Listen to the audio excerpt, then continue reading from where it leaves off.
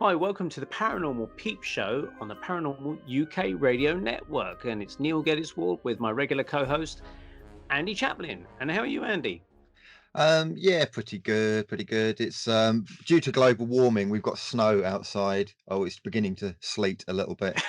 So Greta Thunberg must be having her childhood ruined by that. Yeah. Is that why you got a different background, maybe? Because you did have the nice ghosty Paranormal UK Radio Network stuff behind you. Now you got a lovely lake, cold-looking lake. Yeah, yeah. Well, the previous background had a little alien and a man in black, but I don't think we're touching on those topics today. So I've swapped it for a spooky lake, a creepy Yeah. haunted lake. Yeah, actually, yeah, lots of these ghost stories occur around lakes, like people getting drowned, and like what was it, Friday the 13th and that sort of stuff. Creepy dead guys coming out of lakes, dragging people under and stuff like that. So it's Yeah, pretty, I've yeah. started getting into watching Unexplained Files with William Shatner, Oh uh, yeah, which is very kind of like cheesy. The way he presents it is very cheesy, but the stories are actually quite interesting. And it shows kind of like not live footage, but recorded footage from various people going to different places, and it incorporates quite a few different things like ghosts and UFOs and kind of like unexplained mystery type things, as the title suggests. And one of the things was there was this particular lake where apparently if you park your car and you entice this lady, and I forgot what the incantation was, but you say something three times. I think it was, "I've got your baby, Mary. I've got your baby, Mary. I've got your baby, Mary," and something would happen to your car. And these people, there's three of them filming it kind of like in daytime, so it wasn't at night time. But what started happening, the car alarm went off. They went back to their car, and then basically it wouldn't start. The battery was completely drained.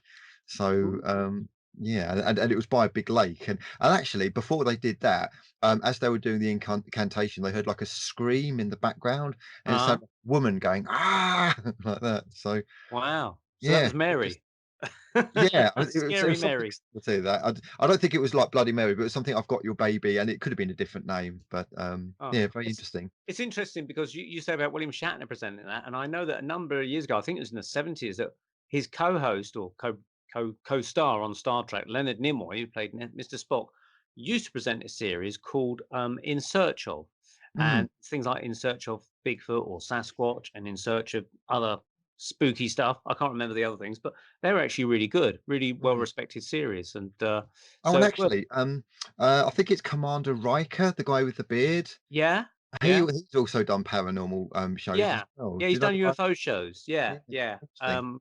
What's his name? I forget. Jonathan Frakes. Yeah. Jonathan Frakes. Yeah, Will Riker. Yeah. A lot of them do that, and I understand that the guy who succeeded Spock in the new Star Trek films, Mhm, Zachary Quinn, I think his name is, quite a mhm, good Spock for the fact that he's not the original. He's also was asked to do In Search of as well mm, because presumably Leonard Nimoy did it before him, so they do a more updated version of In Search of. But mm, yeah, it's worth searching out those on the internet if you get a chance because you might enjoy those as well. yeah.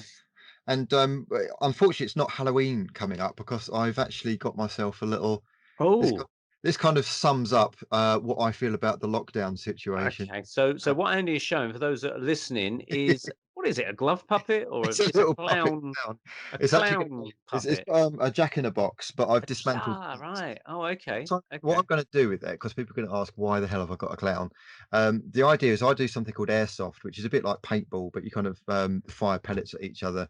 But we've also got missions within, airsoft. So what I'm gonna do, I'm gonna kind of, put an alarm in the box and a button that you press, so you'd have to complete a mission. I'm gonna put kind of combination locks, and you'd have to find the code for the combination locks, and those are gonna be hidden on bars of gold. So you have to collect the gold, get the combination locks, open the lock, and set off the jack in the box.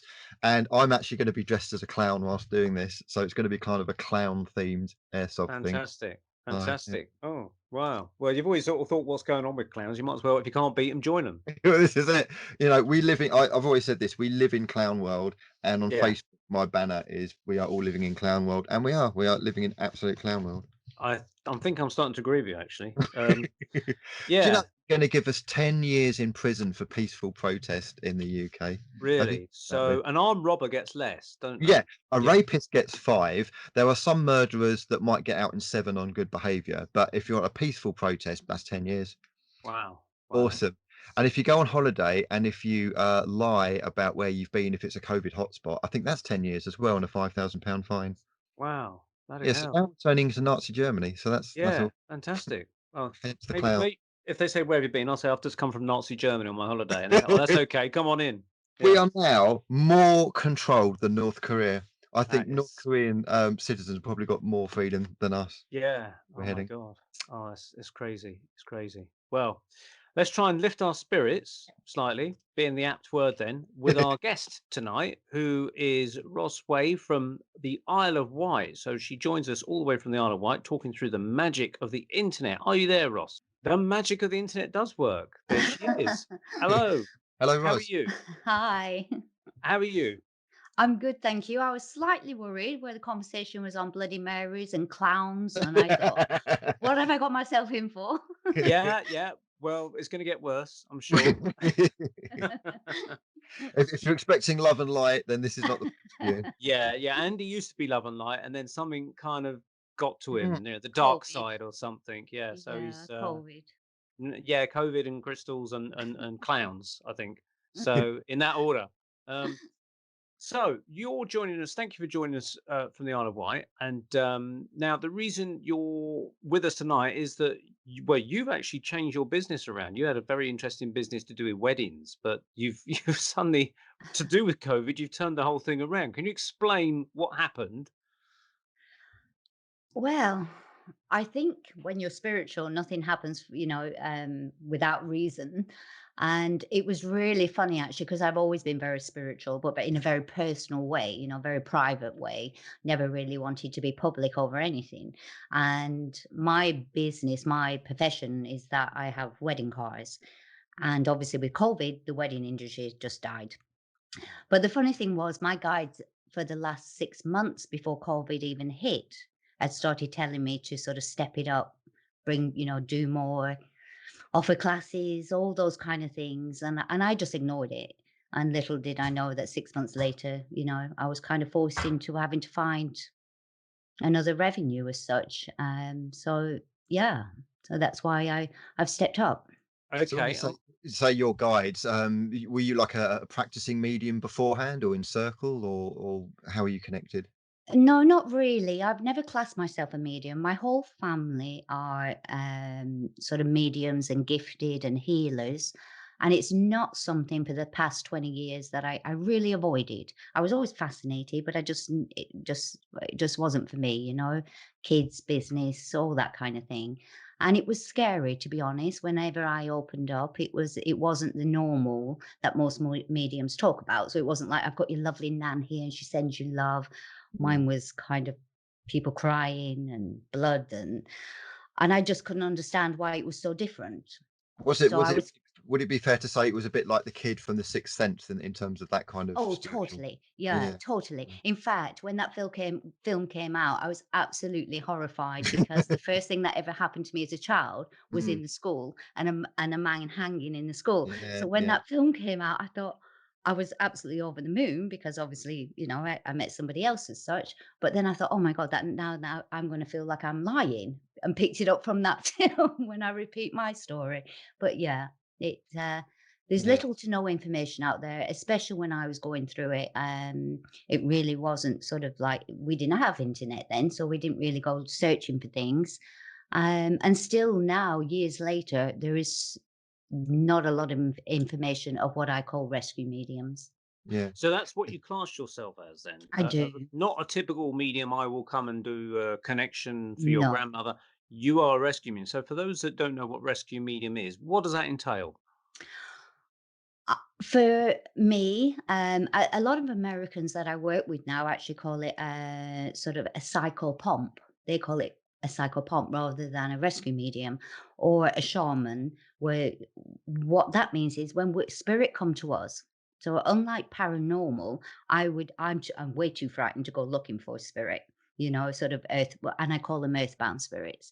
So I won't actually go out there looking for earthbound spirits, but they come to me via my guides.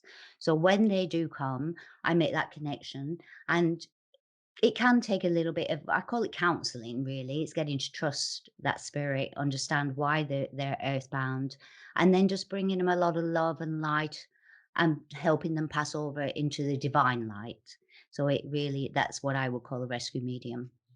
It's interesting you use the term love and light because that's kind of like banded around within the spiritual community as being very kind of like airy fairy and kind of like Yeah, head in the clouds type of thing. Now, my problem with the absolute love and light brigade is they don't wish to acknowledge the dark. They kind of like, oh, if you focus on it, then it brings it towards you. But obviously, you're working with that kind of energy, not exactly dark energy, but if somebody's committed suicide or a murder victim, that's got dark energy around the yeah, situation rather than the soul.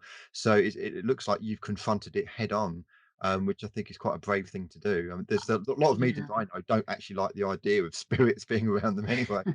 Uh, yeah, hats off. Trust me, I'm not brave. I literally feel I Okay. had no choice. I Yeah, mean, when all this started happening, I mean, I do love the church. I go to a church on the Isle of Wight, an SNU church, trying, and I certainly tried to find some answers to what was happening to me when everyone else was having a lovely time, mm, including my own family. My sister was on podium at one of the churches up north, so I mean, it was nothing new, except it wasn't the way it was for me. And I think it's funny you do say love and light. And when I went to my own church, literally crying, I mean, I was crying, I was petrified, I didn't know what was happening. And the only reply I ever got was ignore them, we attract like for like. yeah, yeah, And just send them away and try and get in touch with somebody from the divine. And that bothered me an yeah. awful lot. It really upset You can me see my because, problem. That's exactly you've encapsulated exactly my problem with love and light. yeah, it really upset me because for a few reasons. One, I didn't know, you know, like for like is a very well known saying Mm, within, the medium circle. So for me to attract all these, let's just say, negative energies, it was, I had to really dig deep and thought, what's wrong with me? mm. I'm not an evil person. I don't have an evil bone in my body. Is it something I did in my past life? It was absolutely awful. And it wasn't. So that does upset me. But I do understand there is truth in like for like in Mm. many other ways. But if you are born or come back as a rescue medium, then that saying certainly does not apply. I think different mediums have different roles in life, and I think maybe your soul on the other side decided I'm going to help those who are on the other side anyway. Maybe Totally. come down as a mission to kind of like do this work. To Yeah, totally. And that's why I can't get out of it, to be honest, because there's been a few times I've tried to throw the towel in, and there's a few times when I've actually looked at my guides and I'm like, look, you've got me mixed up. There is a Ros Way in Australia somewhere because I am absolutely petrified of this work. It cannot be me. It was really tough. But I had to learn. I had to learn pretty quick. And I was very blessed to have my guides, help me along the way. And now I bought it online and I sort of I set up a group many years ago called the Rescue Mediums, an online Facebook group. And I was looking for coaches. I was looking for someone who could help me. And what happened was they were all like, "Yes, help us, Rosalind." And I was like, "Well, I don't know myself." But but it's amazing how quick it all sort of falls into place, and if you channel your guides, you kind of Mm. get the answers and experience, and so yeah, that's what I am now. Can you give us some examples of how you rescue? What sort Put it this way, what sort of people come to you and then what's the processes? How do you lead up to the actual rescue? And then what happens with the rescue? That's one of the hardest questions because it's very rare that two cases are the same. Mm. It really is. I actually wrote a book. Not that I'm here to plug the book, but I actually wrote No, a you book. can. Go And ahead, plug the well, book. I know, but that wasn't the reason. But what I'm saying is, I chose, but every sort of case that I decided to put in there that was of interest, not two cases were the same. And what I mean by that is somewhere. I remember one of the other things I do as well, by the way, in my personal life is I volunteer at the hospital and the hospice. And so I actually sit with end of life patients. Mm. And so I've been doing that for many years now, and that really woke my intuition up. Just That quickly, are you a fan of haunted hospitals on Sky? do you know what? I don't like watching anything haunted on Oh, telly classic show. because This I stuff. know what I invite in, and I'm like, no, no, no. I told you I'm a wuss. I'm like Scooby Doo when it comes. you know. So yeah, I forgot what I was saying now. Oh, yeah, about the cases, and I think what I got passionate about is I would have somebody come through, and one of my very first cases that happened to me was a lovely lady, and she was like in her 80s, and she was beautiful, and she came through like any other medium, sort of, and it usually it can take me up to 3 days to get a full connection. So she kind of came through with a bit of information and a bit of an image. I could see her in my kitchen, and she'd disappear, and it's like a jigsaw puzzle. It all sort of built up. And what had happened is when she actually passed, because I kind of go into astral projection as such, where I go back to the time of when they die. So it's kind of like relived.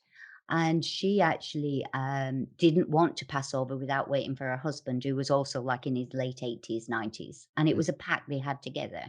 mm, So that to me is an earthbound spirit.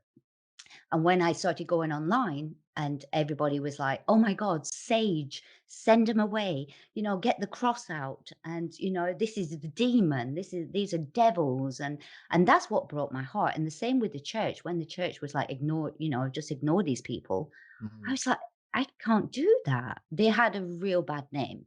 And mm. that's why I'm passionate about getting it across. It does, obviously there's dangers, but So when I mean, my understanding is that when someone typically dies, is certainly from the books I read and people's relating it on stage, maybe of how they crossed over, they met so and so, grandma was collecting them or whatever, is that someone dies, say in a hospital, they rise out of their body, and there's a few relatives, maybe one of their relatives, ready to collect them. Same sort of thing happened to my mum, except she died suddenly at home without warning, and she came back and said, "My mum was there waiting for me in the corner of the room." She related those exact words. So it sounds like these people are successfully getting across there because there's someone always to meet them. What goes wrong for these people to end up becoming associated with you on the other side? How do they not get met by their relatives? What's going wrong?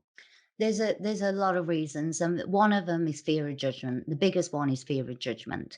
So we always know, we kind of know, and it is true. I've witnessed it time and time again.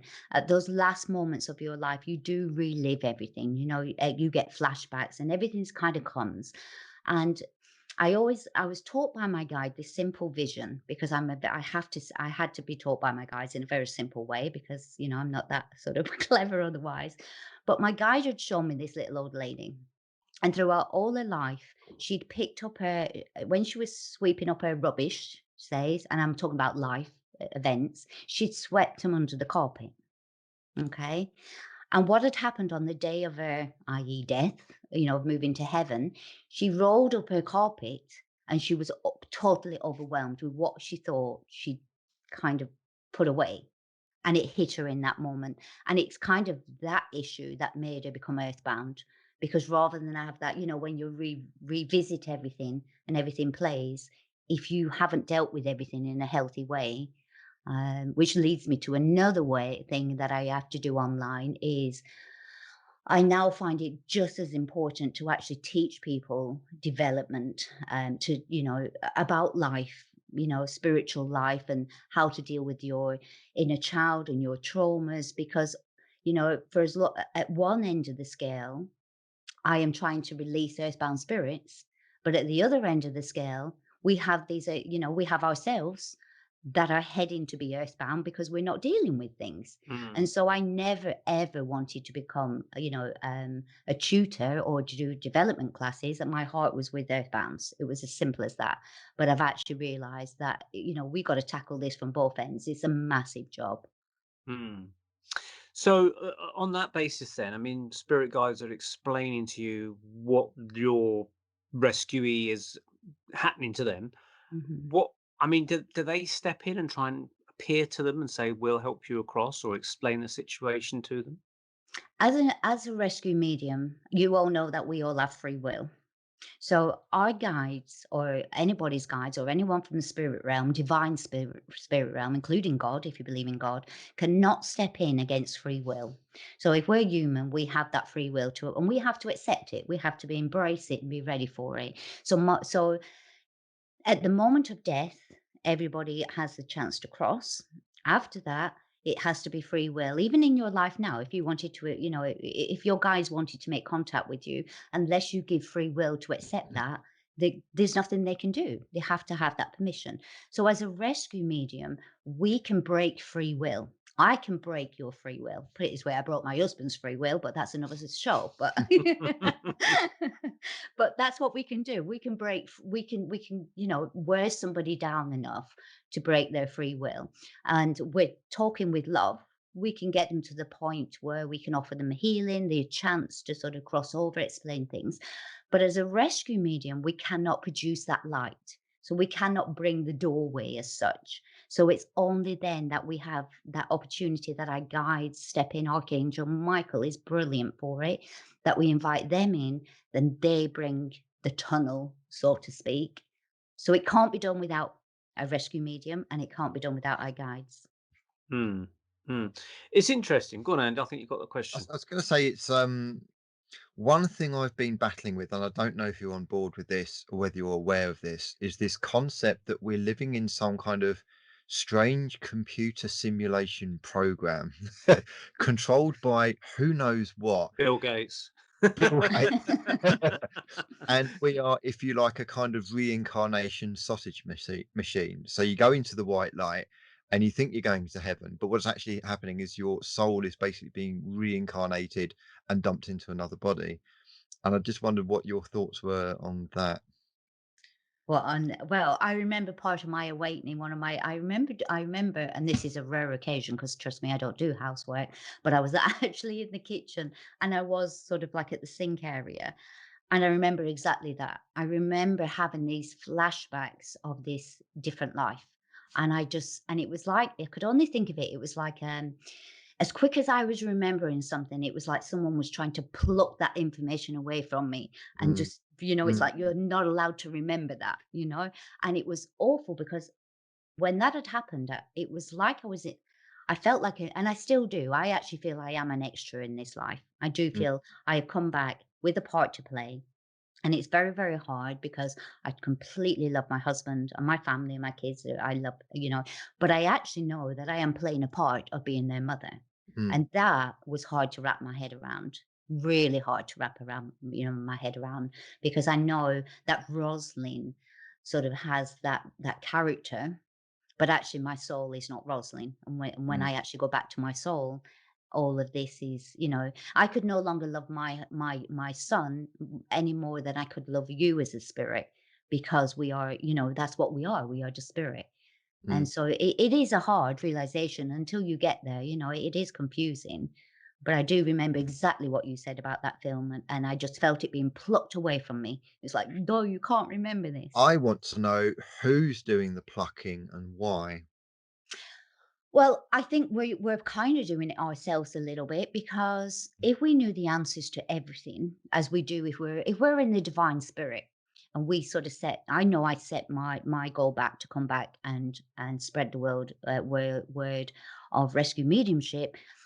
To me, it's a long story, because my personal journey is, I kind of feel, I've asked myself time and time again, if heaven is so beautiful, like, why do we come back? Mm, Why don't we just live in heaven? I mean, obviously, that was one of the biggest questions that I tried to get my head around. And that's when I realized, or kind of everything fell into place, that we have earthbound spirits that cannot join us in heaven. And so, for as long as we have earthbound spirits on, walking this plane, we cannot, we've got to keep coming back to rescue these. And to me, the whole purpose of coming back is to rescue this world. And maybe the day that we do rescue all earthbound spirits is the day Earth maybe never exists, and mm. we all live in our make believe heaven. Although there are different planes and different things going on, but it makes sense to me. My personal view. There's another possible perception of why this planet exists and life exists, because what else is there to do? S- And I'm being serious, because if you imagine yourself as an etheric spirit being, how can you have any context of what is anything without that context existing? You know, Yeah. in other words, you are here on this planet. We're all here on this planet, and the context is we are in a human form surrounded by sky and earth and sea and water and everything. If none of that existed and we were just in our conscious form, i.e., we are aware of ourselves, how can you actually know that you exist if there's But no context for it?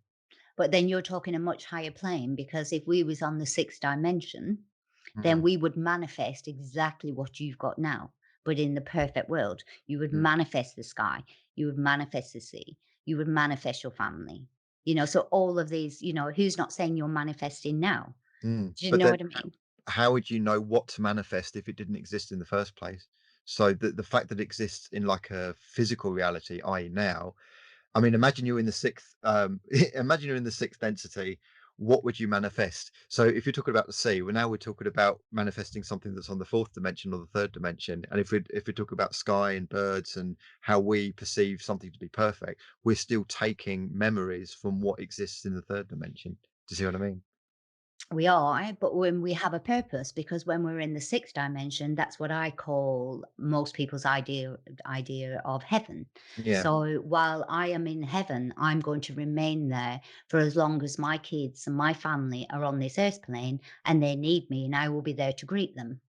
Mm. To me, once all my, say, my kids and my grandkids, hopefully one day, hint, hint, if my kids are watching, but by time they all join me in heaven, then there kind of comes a process where I know that Rosalind can truly die, because Rosalind is not dead in the sixth heaven. I will be here for those my kids and so on. Mm. Now, it's interesting what you say about, your kids joining you in heaven and the grandkids joining you in heaven, and you can gather them all up, sort of thing. Because I always wonder about this is that when my grandparents passed on, uh, late 70s, early 80s, um, they obviously joined their parents on the other side, and they joined their parents on the other side. It keeps going back generations, and they keep sort of meeting each other. And I'm wondering, how far does the whole system clog up or gather up with all these generations up there? At some point, I'm assuming that one of those bunches of generations, my great grandmother, whatever, will decide it's time to reincarnate Mm. and disappear Yes, out of that level and come totally. back here or something. And so Yeah, I might not see her, or it's almost like a second death for the people that are up there, and they've yeah, got to say cheerio totally. again. Is that what Yeah. it is like? Yeah. Absolutely, 100%. In my experience, and I only ever talk from experience. I have never read a book in my life on spiritualism. I was so um, negative, and stubborn, that I literally said to my guides, if I'm to teach this, you teach me, because I have a really untrusting mind. So if I read something in a book and I was going to repeat that to you, I kind of think, is it true, or is it because I read in a book many years ago and that's what I think? Mm, So no, Mm. I won't read anything, so everything is through experience. But you're exactly right. And I think what happens is, on the sixth plane, um, when you've got earthly ties, you remain, if needed, in that sixth plane. So you're, and actually, if you think about it, and I do, I question everything. So when I sort of think, you can go to a church and you get many mediums who come through and say, "I've got your great grand," but they're not going to say, "I've got your great great great great grandmother." Do you know what I mean? Because you Mm. wouldn't know them anyway to give to support in any evidence. So to me, when in that sixth plane, when the tie ends, on the earthly plane, there's no need for them to stay. So therefore, then they can go to, i.e., what I call the classroom, and then decide what's happening from there, and whether that be reborn, which usually it is. But yeah, absolutely, it does end. So but then we've got like great great grandparents now, haven't we? We're all living a lot mm, longer, so it must be mm. getting crowded somewhere. Yeah, yeah. And also the other thing is that lost my train of thought now. Yeah, so they're on the sixth plane, you say? That's where they all reside. So what plane are we on here then? Well, we're on the third. We're on Third. the Okay. third plane. Yeah. So So can you give us so the order of what it goes up through and what we experience on each one, roughly? Well, I can't give it you in concrete, Yeah. because I kind of want to work it out, in time to come. But I mean, obviously, we've got the first plane, and that is Earth itself. And for a rescue medium, for the likes of myself, that's where the residual energy comes in. Okay, so there's a lot of healing that needs to be done with residual energy. So that's what I call the first level. Then the second level I call the animal kingdom. The second plane is kind of the animal kingdom. And actually, that took me, I don't know if I'm 100% one way or the other, whether animals do get earthbound. Okay. From what so far my experience has shown me that pets can be earthbound, because with pets we make them very human. We put depression on them, we put the sulky things on, we kind of make them a lot more, than they should be with their natural instincts. So pets I have found to be, can be earthbound. They're in the second plane. So the third plane is us. We are earth, we are planet, we are human beings. And and I actually feel that when we're doing rescue mediumship, a lot of people may feel that they've got attachments, because the word attachments obviously means like a spirit around them, but actually it's not a real spirit. And I've come to learn that if they have inner problems or inner trauma, that is actually beginning to manifest as an energy around them. So they're kind of like, I've got this demon around me, this black smoke, this uncomfortable energy that's following me everywhere. When actually, in fact, that is like their inner demons, their own sort of problems. So I class that to me as what's on the third plane. The fourth plane is I've heard of pure. this, but you probably agree with this, that a lot of poltergeist energy happens around adolescent children or teenagers because of like the hormones going on and the trouble and Totally. strife going on. Yeah, yeah, Yeah. and it is. I mean, poltergeist exists, as you know, and a lot of it can be their own energy, because teenagers, especially, are extremely high and low, and Mm. with their energy. And so, yeah, you've got to be very careful. Is this actually what people are saying, that they've got, Mr. Smith out there tormenting their kids, or is it their own kids' energy that actually is not balanced with them? And it happens. It happens a lot. It's a lot of responsibility to understand. And, when I first went online, everyone was like, "Get the crosses out. You've got the Mhm. devil. You've got, these are demons." It was so wrong. Yeah, but then I suppose we've only ever watched the movies. Mm. Yeah. So the carry on with the planes, then we had the third Yeah. plane, the fourth plane? So Can't the remember. I fourth got plane is earthbound. So the, yeah. the fourth plane is where they're very similar to us on the third plane. So they walk this earth, although on a slightly different level, but they walk this earth. Okay. And that's where I deal a lot with, I work a lot with that, with earthbound spirits. The fifth plane I call what you most people would refer to as the healing room. So the fifth plane is somebody who's passed over, and all right, they may not believe in God, or they may, need a lot of healing. They're not ready straight to go to this perfect heaven. But do you know what I mean? So I call it the healing room in the fifth plane. Sixth plane is what I call heaven itself, where we manifest everything. We accept that we have died in a healthy way. And we embrace our loved ones that have passed. That's most people's heaven. I call Mm. that sixth plane. The seventh plane, I for me, was the classroom. That is where I sat in that classroom and I look at every single past life I've had. What was my purpose? What was my journey? What was my learning? Had I done in this life? I assess this my past life. Did I do it correctly? Learn my lessons? Do I choose to go back and redo it again? Or Mhm. have I learnt my lessons and move on?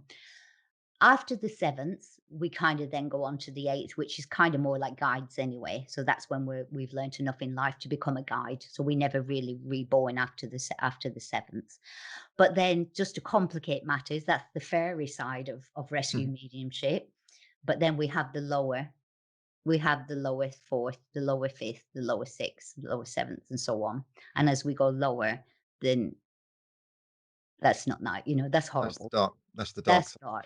Yeah. We're quite happy to confront that. So we're not love and light and fluffy rainbows. If you want to call it the demonic realms, the negative Yeah. realms, that's what we'll Yeah. call it.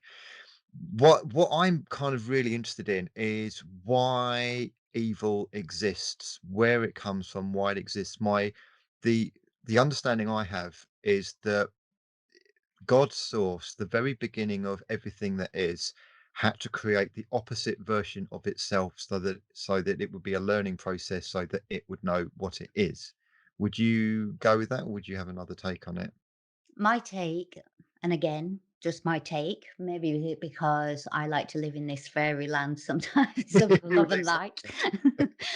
But my personal take, when I sort of, and I haven't had concrete information to say, yes, Roslyn, you're right. So I know it's just an opinion. So my opinion is, I kind of feel that God created, obviously created his children and with pride that but that's the one thing like say we were in the sixth heaven, that's the one thing we couldn't take for pride for ourselves, was the fact that we kind of was responsible for our lives, we were responsible for bringing up our children, and God, did we do a good job, all those things that God is proud of us for, in that magic sort of like environment. So I kind of feel that Earth was created so that go out there and experience just how beautiful it is and what a good job you can do and be responsible for that. Mm. Little did we know that we messed it all up big time. Do you know what I mean? Yeah. And I just think now it is total catch up, and there's no turning back. Like I say, we cannot end this world. If I was God, would I magically just say, right, I'm just going to blow up Earth, come back all up here, and we get it all, and everything will be fine. But like I say, where's all these earthbound spirits? Mm.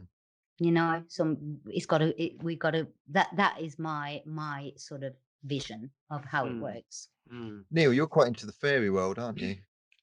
Well, uh, You've done talks on the please. Fae and the fairy.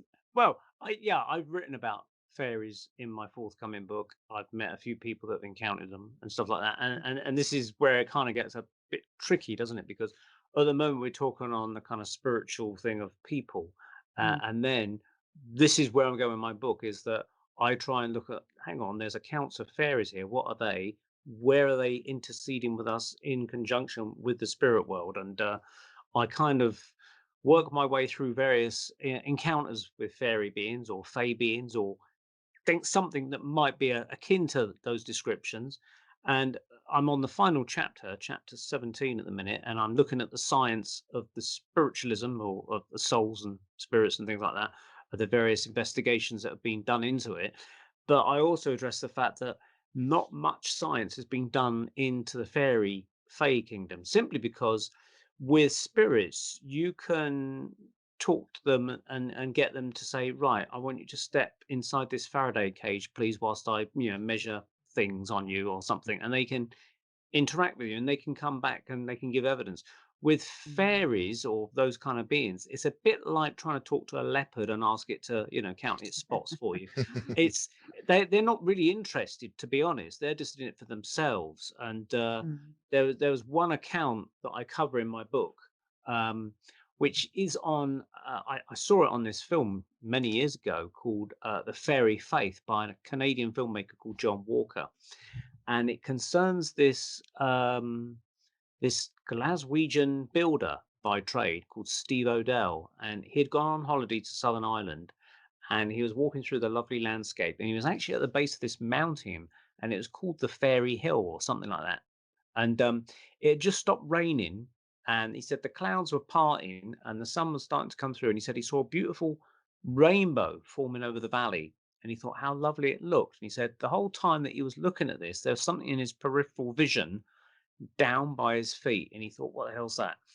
And he kept thinking, no, I'm going to carry on looking at this lovely view, and all the same time he could hear this weird kind of music coming from somewhere. Couldn't place where the music was coming from, which is very typical of what they call fairy music. You can never place the source of it. And there's lots of people that go wandering around trying to find where it's come from, never actually finding the source of it. But he could hear it. And he, as I say, he was on this mountain called Fairy Hill. So it's obviously a place where things had happened in the past, presumably. And so he's looking at the wonderful view, thinking, what a great view. And all the time there's this thing, this peripheral vision. He looks down, and by his feet, he sees a small woman with brown, leathery looking skin, a tall, kind of leathery looking hat. And he says she appears to have something like sheep shears, literally like old sheep shears. And she's cutting around the sole of his foot. And he says where his shadow extends outwards in the afternoon sun, say, he He says there was the male equivalent of this being, looking very similar, but it was male looking. And this is where it gets freaky and weird. It was rolling up his shadow like paper, Wow. literally like paper, rolling his shadow up. And he said he looked at both of them and he said he couldn't think of what to say apart from "Oi!" He went "Oi!" And they looked at each other as if to say, "Oh my God, he can see us." And they went and just vanished like that. Mm. So this is where things start to get weird. A, how can they roll up shadows? Because that defies physics as we understand it. What are they doing with this shadow? And they obviously didn't want to be seen, and they're stealing his shadow, presumably because it belongs to him. Maybe Okay. it doesn't. Are they being positive? Are they trying to remove some dark entity from him? Are they actually being helpful? We're assuming they're stealing it, but they actually could be removing something that could be, like healing or something. I don't know. Mm. But it sounds like that those kind of beings are not going to be helpful and kind of take part in a scientific experiment and say, yeah, there's seven kingdoms of the fairy world and I'm the little green goblin. People have tried to classify them. There are certainly books out there where people have tried to Mm. break them down into classifications, but they're not going to, as I say, step into a Faraday cage or do an out of body experience for you or anything like that, because they're literally like on a different kind of animal thing, not human, whatever, like that. There are some that seem to be almost like that, but whether they're typical fairies as we understand them, I don't know. There's another part of the story that I'll tell you. What we got, 41? Yeah, we're okay. Um, which this was told to me by a guy I was on a plane. It wasn't something I read in a book. I was on a plane heading for Spain, and one of the last people to get on the plane sat next to me. I thought he was Spanish, but it turned out that he said I'm from Iran, but he says I prefer to call it Persia, but you'd know it's Iran. And I said, oh, what, are you going on holiday to Spain? Then he goes, no, no. He said, I'm an architect. I'm going over there to check on some of the work that I've been designing and building and stuff. So he said, "What do you do?" And I said, "Well, I'm an artist." And I said, "I've got this fairy museum," which was what we had in the time in the Orkney Islands, which is north of Scotland. And I got my camera and I was showing him photographs of the artwork that I did of fairy drawings and things. And I started to tell him, and I related the story I've just related to you about the fairy beings cutting the shadow from this guy's foot. And he opened up because he perhaps would have never told this to anybody. Perhaps he didn't even tell his family. I don't know. Certainly from the society he came from, Iran, Persia, perhaps you wouldn't tell people about these things. Maybe you do. I don't know. But he said, well, when I was a younger man, and I would have put him at the time maybe about 50-ish, something like that. He says, when I was a younger man, um, teenager perhaps, late teens, I was conscripted into the Iranian army. And he said, and I was patrolling the streets late at night with an army buddy of mine. And he said that a sandstorm blew up late at night, which is typical of that area. So he said they went and found shelter in a mosque. So they went in, they took their shoes off, which is the custom to do so in mosques. And he said to his friend, you sleep for an hour. I'll sit next to you against the wall and I'll keep an eye out for any trouble. So his friend went to sleep, and Hussein, I call him Hussein in the book. Know his real name. Could be Saddam. I don't know. But anyway, he's sitting with his back against the wall and he's got his gun like that. And every now and again, he kept nodding off and he kept saying, oh, I must wake up. I must stay awake. And he kept waking up. He said that happened 3 times and kept falling asleep and then waking up. And the third time he did it, he said that he noticed where his feet were a woman crouching down looking at his feet. And he thought, where the hell did she come from? But next to this woman was a young girl, he thought be about 10, 12 years of age, looking at his friend's feet. And they were just staring at the feet of his army buddy and him. So he said, I pushed my elbow on the chest of my army buddy to try and wake him up. He said, no matter how hard I pressed on his chest, he just wouldn't wake up. So he said he didn't like this. Whatever these people were doing, he didn't like the feeling of it. He said he started to wrap the strap of the gun around his arm so that it wouldn't swing as he ran away. Even though he's the guy with the gun, he wanted to run away. And he said, as he was doing it, it must have caught the eye of this woman because she suddenly looked up and she said she stared at me directly in the eyes. And he says, as soon as we made eye contact, I knew that she was not from this world. Absolutely, Mm. without a shadow of a doubt, I knew that she wasn't from this world. He said that she stood up, and the girl stood up. And he said that at that point, they both turned and walked away. And he said, as they walked away, he noticed they had cloven hooved feet Mm. and they vanished into the wall. So that is a different kind of fairy being, I suspect. But they're probably more likely to communicate with you if you could work with them. Yeah. Perhaps. I don't know. But Well, this I think you went totally from two different aspects because you went from the beautiful fairy sort of magical world, and I have a not. I have unfortunately, sadly, I have never. So I work with animals. I have spirit animals. I've never been blessed with a fairy, but I know people who have spirit dragons as their guides, and they have that dragon energy that they can bring forward. And same with this with the fairies, So I don't doubt it. The fact that I've never experienced it, hmm, I certainly believe in it. It's funny when you sort of you reminded me something that many years ago I met what I would call my elders, and this was way above the sixties, in my safe place, and I don't know what you would call them, Andy. I call them elders. I don't know if you have a name for them, but they're above my guides, they're above my guardian angels. And the funny thing was, you reminded me when talking about feet, because when I actually met them, I was the size of Tinkerbell. And the way I say that is I was no bigger than their heels of their feet. So Mhm. I had like these 6, 7 people stood around me, and I was this size. And I must admit, just I've never thought of it before, but just you mentioning that they were looking at the feet kind of took mm, me way back to when I was looking at my elders, and I was just kind of thinking to myself, well, I wonder if they're in a realm where they see us as kind of like this fascinating. Mhm. I don't know. It just sort of suddenly you brought that image back to me. But as mm, far as the hoof ones, that's very suspicious and very scary because we also have a lot of shapes. This shape, what shape? Oh, I can't get my words out shifters. now. Shapeshifters. That's the one. Yeah, we have those. So you've got to be very careful that because they can just manifest into anything and trick you and all sorts of things. So it is fascinating. But yeah, sadly, I've not seen no fairies. And Mm. talking of shapeshifters, of course, on the Isle of Wight, you have David Icke. Not exactly with you, but Well, we think it's vicinity. David Icke.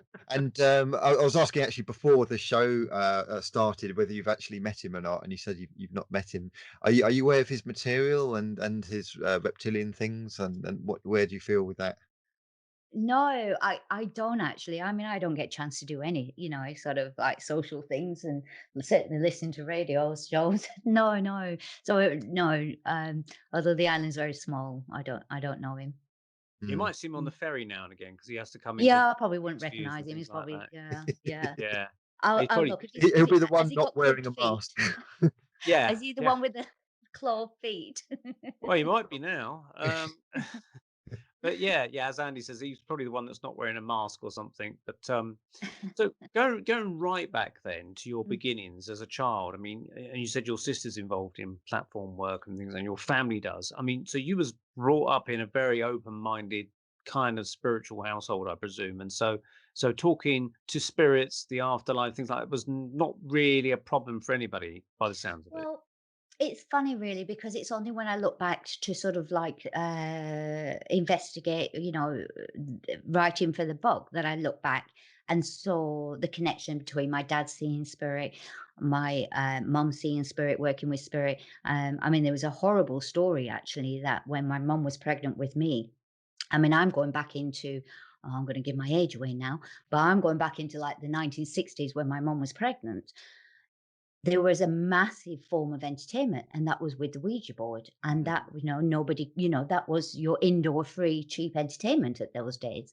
And my mum and my dad, I mean, they're not married now, they're remarried, both of them, but, when they were pregnant, when they were together, that was a massive part of their Saturday night entertainment. Get the Ouija board out, do you know what I mean? Sort of thing. But it became really, really sort of heavy for them, to the point where my dad, and this is an absolute true story, I would never, ever. I answer to my spirit, so I'd never tell a lie because that's going to backfire on me when you work so closely with them. But my dad literally walked into an invisible wall Mm. in the middle of the lounge, walked in, and blood formed in the Uh, shape of a cross. That was Whoa. it.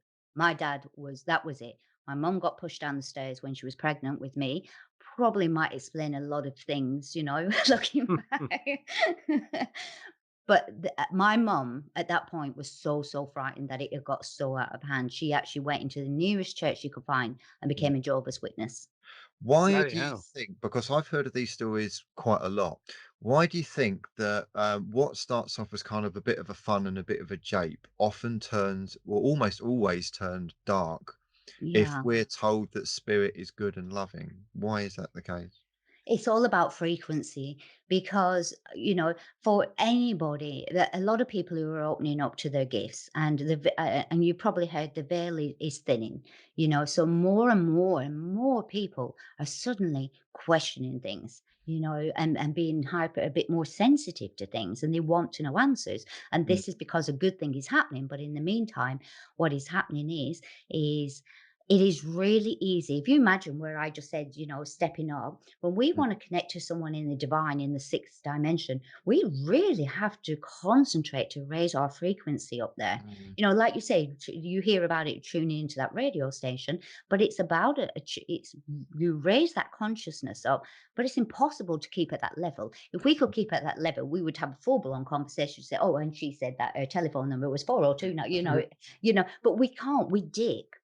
But mm, when we're talking to earthbound spirits that are in the fourth dimension, you can get a lot of clarity out of them because we don't have to raise our frequency. So when people are new to mediumship or new to their gifts, they're suddenly like, I'm hearing spirit and I'm having a full blown conversation because that's what happened to me.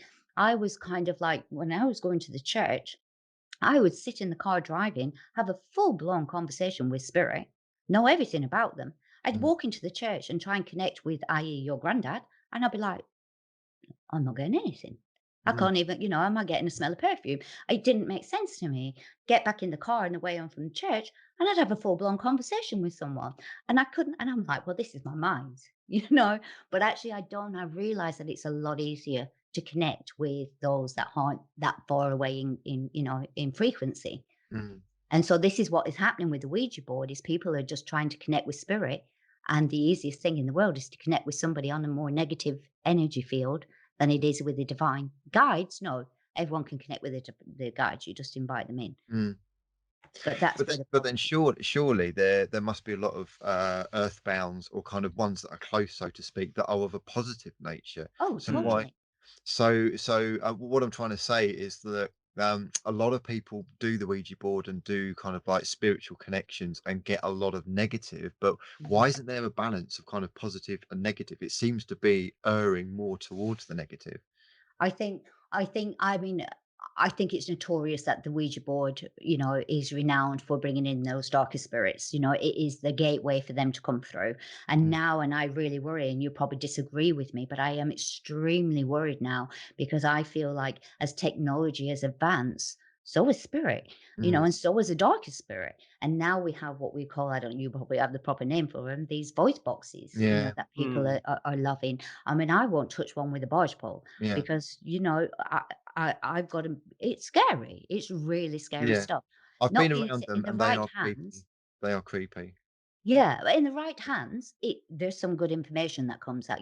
With the right in the right hands, but Yeah. in the novice hands, oh my god, that is to me is a new Ouija board. They'll Mm. start their own podcasting shows through those Oh eventually, won't my they? god, yeah, how Well, in scary, fact, you know. televisions, the invention of the television and the radio originally wasn't about broadcasting. The idea was to communicate with spirits. Mm. Really, The original Yeah. intention. It's yeah, only kind of entrepreneurs that thought, well, we could do broadcast in terms of public yeah, announcements and things, but it yeah, was originally about spirit yeah. communication, going right back to the Victorian era. Well, it is. I mean, I remember I learned a massive mistake once when really early on when I had a spirit come through and I actually had the radio on and oh what was it? Oh gosh, I think it was Bee Gees. I think it was the Bee Gees that came on Mhm. the radio Staying and alive? this Oh. woman had stepped in. This Yeah. woman had stepped not no no no not Bee Gees in spirit I mean, on the radio, but this woman had stepped in my kitchen and she kind of like I could tell she enjoyed the Bee Gees. Mm, So I kind of put the music on louder for her as I was actually going outside. I was in and out washing my car.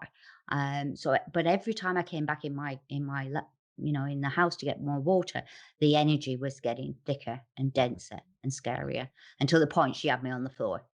And I mm, learnt my lesson because what happens is spirit need that electrical source That's what they draw from. That's what Mm. where they can manifest their energy, and they pull off the electric, including water. They pull off energy to thingy. So I learnt my lesson then. Never play the Bee Gees. What do you think was going on there? Because did she start off her energy as being light and kind of like friendly, and then it turned dark, or No, was this she? was this was a really bad case actually, and actually what happened is I mean, when she came through, she stood in my kitchen. It was pretty obvious she'd lost a child. Mm, Just one look. I don't have to be graphic about it. One look at her legs, you knew there was blood. You knew, yeah, you know. And normally, like, I don't go straight in. When I see someone there, I don't freak out. I don't go in with an interview, pad and paper. What's your name, bro? I just kind of sometimes they're as shocked at me sensing them and them sensing me as it is. So I just let it be. I've I've just heard learned about to. that. Sometimes they are shocked that we can see them or meet them. Totally. Yeah. Yeah. I mean, this was going back a long time because of the outfit she had. So I knew it wasn't, just like a recent sort of thing. And so I just let it be. And but I have my boundaries set. And so I allow 3 days of this, 3 days of kind of like gaining that trust before I actually say, right, okay. Do you know what I mean? And to me, a lot of them will disappear in those 3 days because that's my boundaries. That's like, Mm, but with her, what had happened was it was to cut a long story short, in a previous life, I'd actually taken her baby. oh, Okay. And it wasn't that I'd taken it, and this sounds really, really awful. I don't come from a place of ego or anything else. She'd given birth and the baby had died, and she'd put the baby in the top drawer. Okay, mm, because I remember it wasn't a cot. There was no cots in those days. She put it in the drawer, and I'd come as a spirit. So this is in a much previous life. I came as a spirit and took that baby. mm, Now, what had happened is suddenly in this day and age, she's walking around as as an earthbound spirit, and she recognized me. Now, I didn't recognize her. I had no idea, but she mm, recognized me. And then suddenly, as it got tense and tense and tense, she was screaming that I'd stolen her baby. right. And I was so frightened. Honest, I was out of my depth. I had to get a medium in to help me on that one. That was one of my scary cases. Crikey, crikey. We've just lost your focus on your camera for some I've reason. I don't noticed know that. Yeah, why. Yeah. Mine, yeah. Yeah. I don't know if Your it's yeah. something you It can. it Does no, it do that? it happens all the time because I have full of spirit in I can hardly see you anyway. My eyes, I can't sort of see, but my whole place is cloudy. It does it all the time. Every time I'm on Zoom. Does Try it? undoing the video camera and then putting it back on again. Kind of click on and off. I wouldn't know how to Is do it that. plugged in separately, your camera? Yeah, it's connected at the top. It will be probably plugged to my monitor. It'll clear in a minute. I was gonna say, if you wave your hand in front of it, it might focus on your hand or something. Yeah, Just I think slowly, it's if you hold also it focused there, there. Yeah, it's yeah, not. that's it, and then move your hand slowly back. Oh, Yeah, no, it's it's there again. starting to. Yeah, Oh, that's it. there we It's are. worked. Yeah, It's it's an worked now. autofocus issue. Yeah. Yeah, yeah, it just Okay. defocused for some weird reason. So do you think it could be spirits moving backwards and forwards, Yeah, they clouding? all come in. They're all listening. Oh, they're all on the show. Well, we can't do repeat fees for them, I'm afraid. But anyway, well, we're coming up to the break now, so that's an apt point to take another kind of focus, and that's for a nice cup of tea. and, Lovely. whatever. So, thank you very much for the minute, and join us in part two on the Paranormal Peep Show, where we're talking to Ross Way, talking about rescue mediumship and spirits stranded on the earth and other kinds of things. And I'm sure we'll have plenty of more questions to ask in part two. So stay tuned for the Paranormal Peep Show. We'll be back in a minute. Today's the best day of my life! Woohoo! Listening to the Paranormal UK Radio Network. Hi, folks. You're listening to and watching, hopefully, the Paranormal Peep Show with myself, Andy Chaplin, Neil Geddes Ward, and our special guest, Ros Way. Ros, you mentioned earlier the book, but we didn't actually kind of show it or touch on it. Could you just hold it up for the people that can see the visuals, so we can I have a look at the will. cover? For those listening on radio who can't see it, we'll cover the title in a minute. But I think it's called Rescue Medium, isn't it? Yeah, I was just getting the dust off it, to be Oh, honest. Yeah, that's why it's called a dust jacket. Rescue medium. Oh, is that you on the front? Well, it wasn't, but it was supposed to be, It and looks it's like Britain's yeah. Got Talent or something. Yeah. I like that. I like that a Mediumship's bit. Got Talent, maybe, yeah. So it is Um, actually Earthbound to Angels. So it's Rescue Medium Earthbound to Angels, because that's really what I was passionate about. And that book was written through absolutely gritted teeth. Anybody who knows me knows I absolutely hated it. And I just want to point out that it's not a how-to book.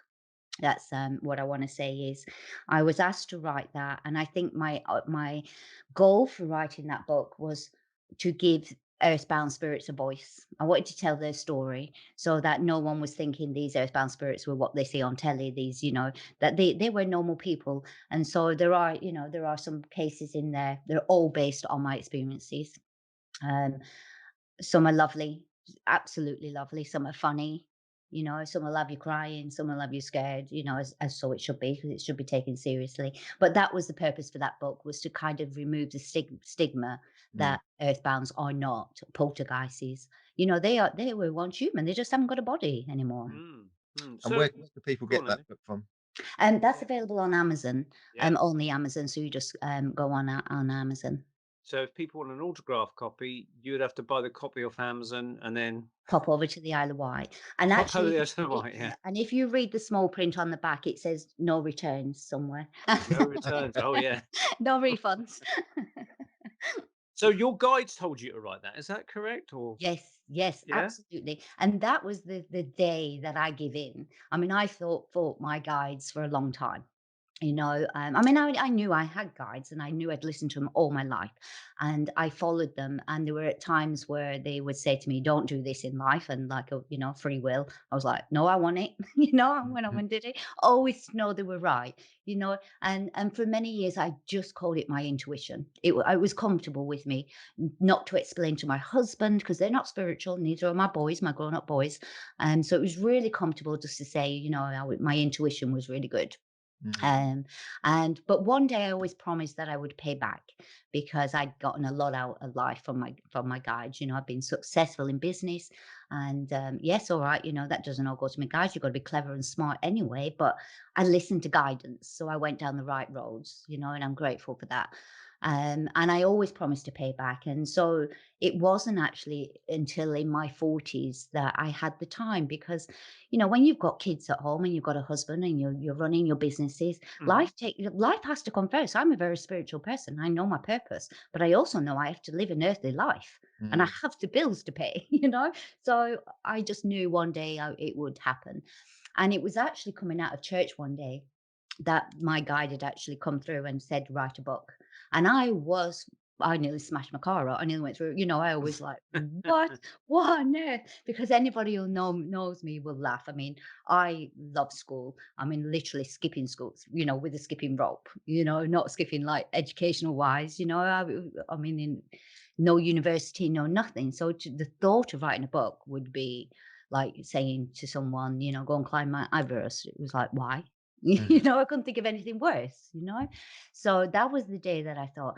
So I started making notes really, and it was after that doors opened so quickly. Within a week, I was volunteering in the hospice. Within 1 week, I was sat with patients who were dying.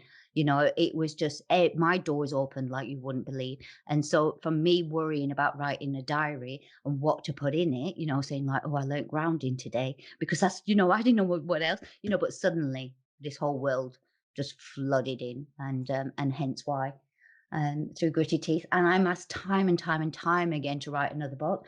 And if there's any ghostwriters out there, please get in touch because I Ghostwriters, yeah. can Ghost talk writers. for hours, but I do not want to put it into writing. Mhm. You can actually dictate books now, can't you? You can literally get something to record you and it'll type it all out for you. Yeah. Well, to be honest, what I'd like to do is, like we said earlier, is our responsibility, to spread the word. So, anybody who thinks, it's about money, it's not. I think I get £2 for selling a book on Amazon, so, I don't even think I could go out for a meal just yet. I don't don't know, I don't check. Mm, But what I've decided to do eventually when I can get everything in order is I want to do a YouTube channel, and I want to talk about any case and every case that I've ever worked with because it's fascinating work, it's beautiful work, it's scary work, and I thought, I'll start off reading my cases from my book on YouTube so that it just gets out there, and gets spread. It's not about selling the book at all. but the thing Mm. is, with the money situation, I would say, well, if you want me to do readings, are you going to pay my bills, and pay my rent and pay my food and all that kind of thing? And another kind of thing I would say is that, do you believe that people doing good work should be paid a lot? Absolutely. A lot of people say, doctors and nurses should get more money. They probably should get more money. Well, okay, are mediums doing good work? Oh yeah, mediums are Yeah. doing good work. So why shouldn't they be paid well? Yeah. That's my feeling on it. I totally agree. I think what happens is when we all start our journey, all we want to do is spread the love, spread the light, spread our Mm, knowledge. That's all we want to do with passion. And I yeah. think for me, it turned into a business. As I said, I lost my other business, temporary, that Mm. will come back. So I didn't actually need extra income. So all I was doing was supporting people online for free. And then suddenly I needed an income. And it was hard to make that. Now, had I been doing readings, I wouldn't have hesitated to say, I am X amount for a reading. Mm, Knowing that if I give good information, I would deserve that. I deserve my time. mm, But kind of for me, spreading the word of trying to help earthbound spirits that's what felt wrong. mm. That's where I wanted the information out there for free. So I feel now that I do charge, I run development courses, but not for rescue mediumship because that's really complicated. That's not like, Mm. I don't want people just jumping into that, thinking it's all, hairy flowers and lovely, and because it's not. But I think when it comes to doing some angelic healing, I run a 5-week development course which will take you through the whole foundations of spiritualism, from grounding to protection, to your chakras, to your inner child, to your guides and your connection with mediumship and your psychic abilities. I cover everything in 5 weeks. It's kind of like a beginner's taster course, and yes, I charge for that because that takes a lot of time. That being said, in the UK, I charge £40 for Mm. that 5 week, and I post every day, Monday to Friday, and I answer them every day. So, trust me, it only works because I have a bulk of people that join it, and therefore, How, for anyone listening, how can they join it if they wanted to? And if that course gets full up, what would they do about future courses?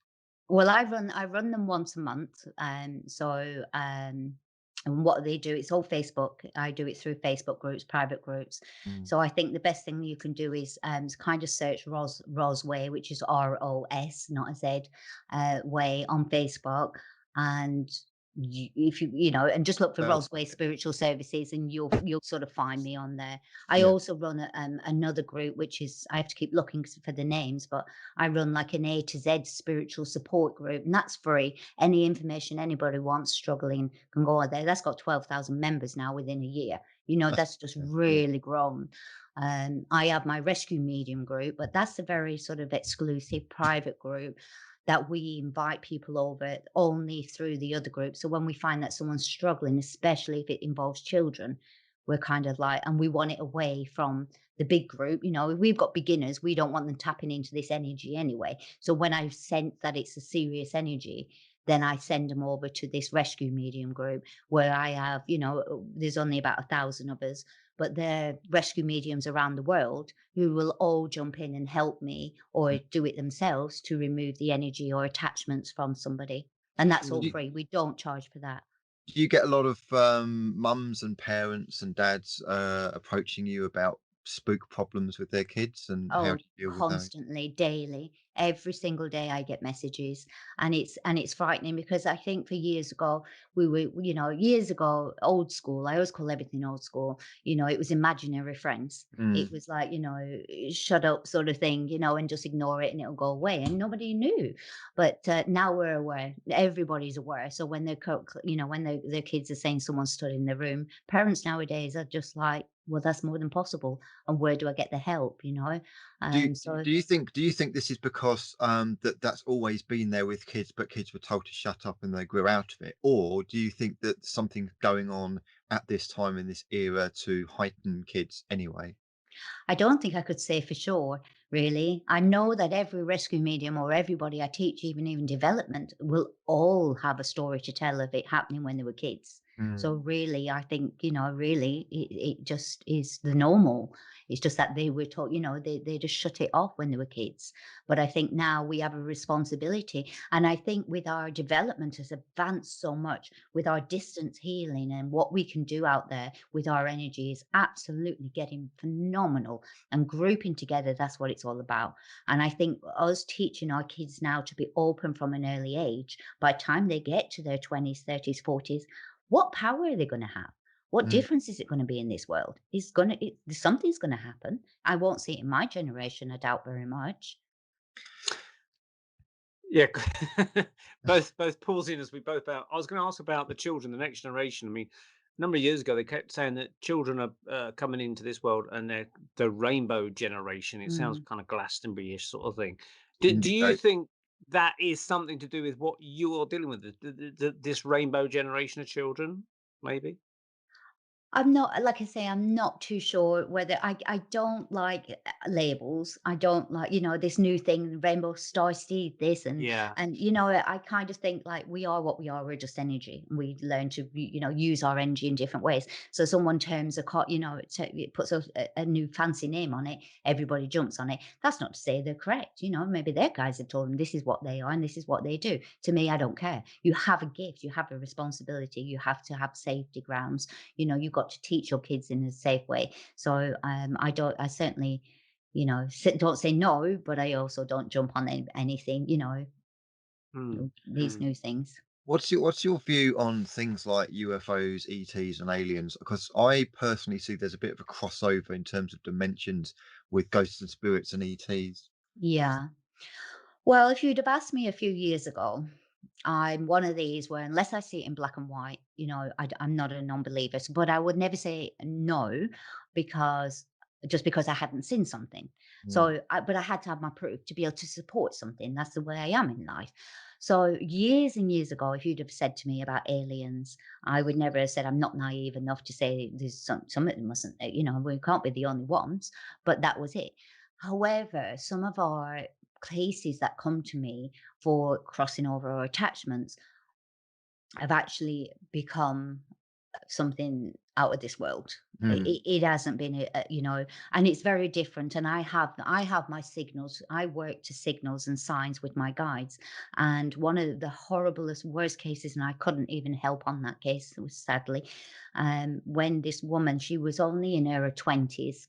I think she was from Egypt, and she came to the rescue medium support group begging for help that she was dying, and that this alien, no, she didn't say alien was inside her, but summit was inside her. Now, as mm, it turned out, she was absolutely convinced she'd had every test under the sun, and she'd actually had quite a few operations, and she was convinced that they'd left a piece of apparatus in her throat, and totally convinced of it. And nothing, no matter how many X-rays she had, being told no, no, no, she wouldn't have it. And but her hair was falling out and everything else.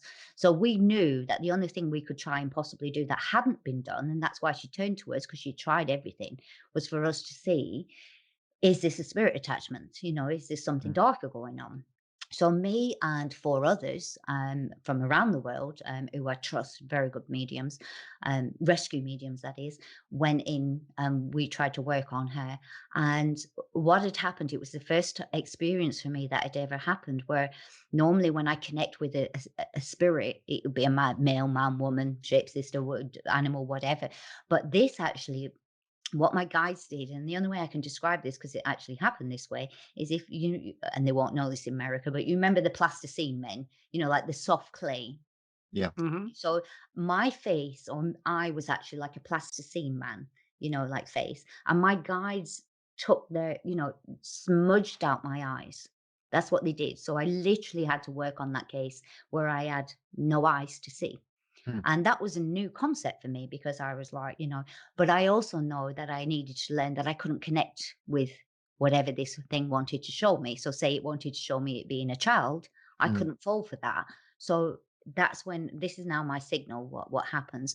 But with her, what had happened is when we went in to work with her body, I can only describe it as her body, her organs were completely, utterly tied up with tentacles. Right. There was tentacles wrapped around all her organs, and it was scary because, there's no information out there. I didn't know what I was doing, and we knew we had to be very careful because if these tentacles were to, tighten, God, we could kill her. We didn't know what to do. So Mm. we started working on her legs and started to try and unravel these tentacles, and it took nights. I mean, I'm talking nights and hours of work for us to connect with this and try and remove it. And no sooner the next day had we go back in to check, then tentacles were back right where they were started. Mhm. Mm. And we have learned since that we can cortisone them when we get to a certain point. But I didn't know back then. But sadly, and I do feel that was alien. That was not human. That was not an attachment. That was like nothing I'd ever seen. And that's my sign now. And I do come across it occasionally. Not as thank God, not as often as you think. But if I'm working with someone and I see these tentacles, I just think, oh no. And I just know they're not from this dimension at all. Wow. So there, I mean, rather than an alien that Andy and I would be used to maybe talking about the greys, perhaps some people, listeners, are familiar with that term, the small grey aliens with wraparound almond-shaped eyes. They're typical, typically quoted as cases. Hmm. Got something spooky there, Andy? Or It looks like the cat is about to fall off. oh, that's all right. Nothing tentacle coming through your window. No, No. no alien, the cat. If you suddenly vanish out of the window, we know what's happened to you. Mm. Yours will be there. Don't worry. So, so basically, yeah, Andy and I kind of like understand the idea of greys, and then there's Nordics, Mm. so-called Nordics, which are kind of these Scandinavian-looking humanoid aliens, with blonde hair and tall and super good-looking and highly evolved spiritually and things like that. And then there's a whole host of things in between, reptilians and things like that. So they tend to be there, what we understand as being physically there in the room, and they Right. take you out your body sometimes and do Mhm. stuff to you. But you're talking about something that's alien, that's kind of just working on us astral or soul level, not Yeah, physically yeah. in the room. No, Etheric. they're Etheric, actually yeah. they are actually going entering people's bodies, and it's not like it's a personality takeover. It's not nothing like that. As a Well, demon would, a demon could take over your personality. mm. With your take over your willpower. But the alien side or the tentacles, definitely that I've worked with, they're not. They're living. They're not human, but they are. Or I can only say, that's all I can say is Parasite, they're not from basically. I was gonna say this. parasite is the thing that Mm. comes to mind. Yeah, you're Yeah, right. yeah, Yeah, yeah. definitely. So Yeah. when you're seeing this in your mind's eye, you're seeing literally kind of like octopus type tentacles, Yeah. or is it you're with the person physically and you can No, physically because these are around the world. So, I mm, mean, I must admit, I used to go to my church like you, Andy, and try and connect with people. And I was struggling to even get a message from someone's loved one. And so when everything started to happen online, I thought, how on earth can I possibly help somebody over the other side of the world? But actually, it is amazing just how much. And I think for me personally, because I've never wanted to be a medium in the first place. So I really rebelled, and I rebelled against the church.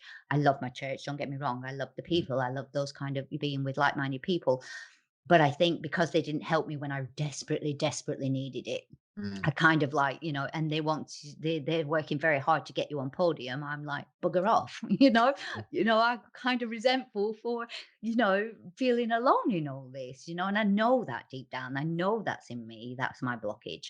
But I think working with people, from all over the world, it is amazing. You just go into your meditation and start to connect, and you can't connect with everybody's energy, mm. and I am the first to say whether I connect with energy or not.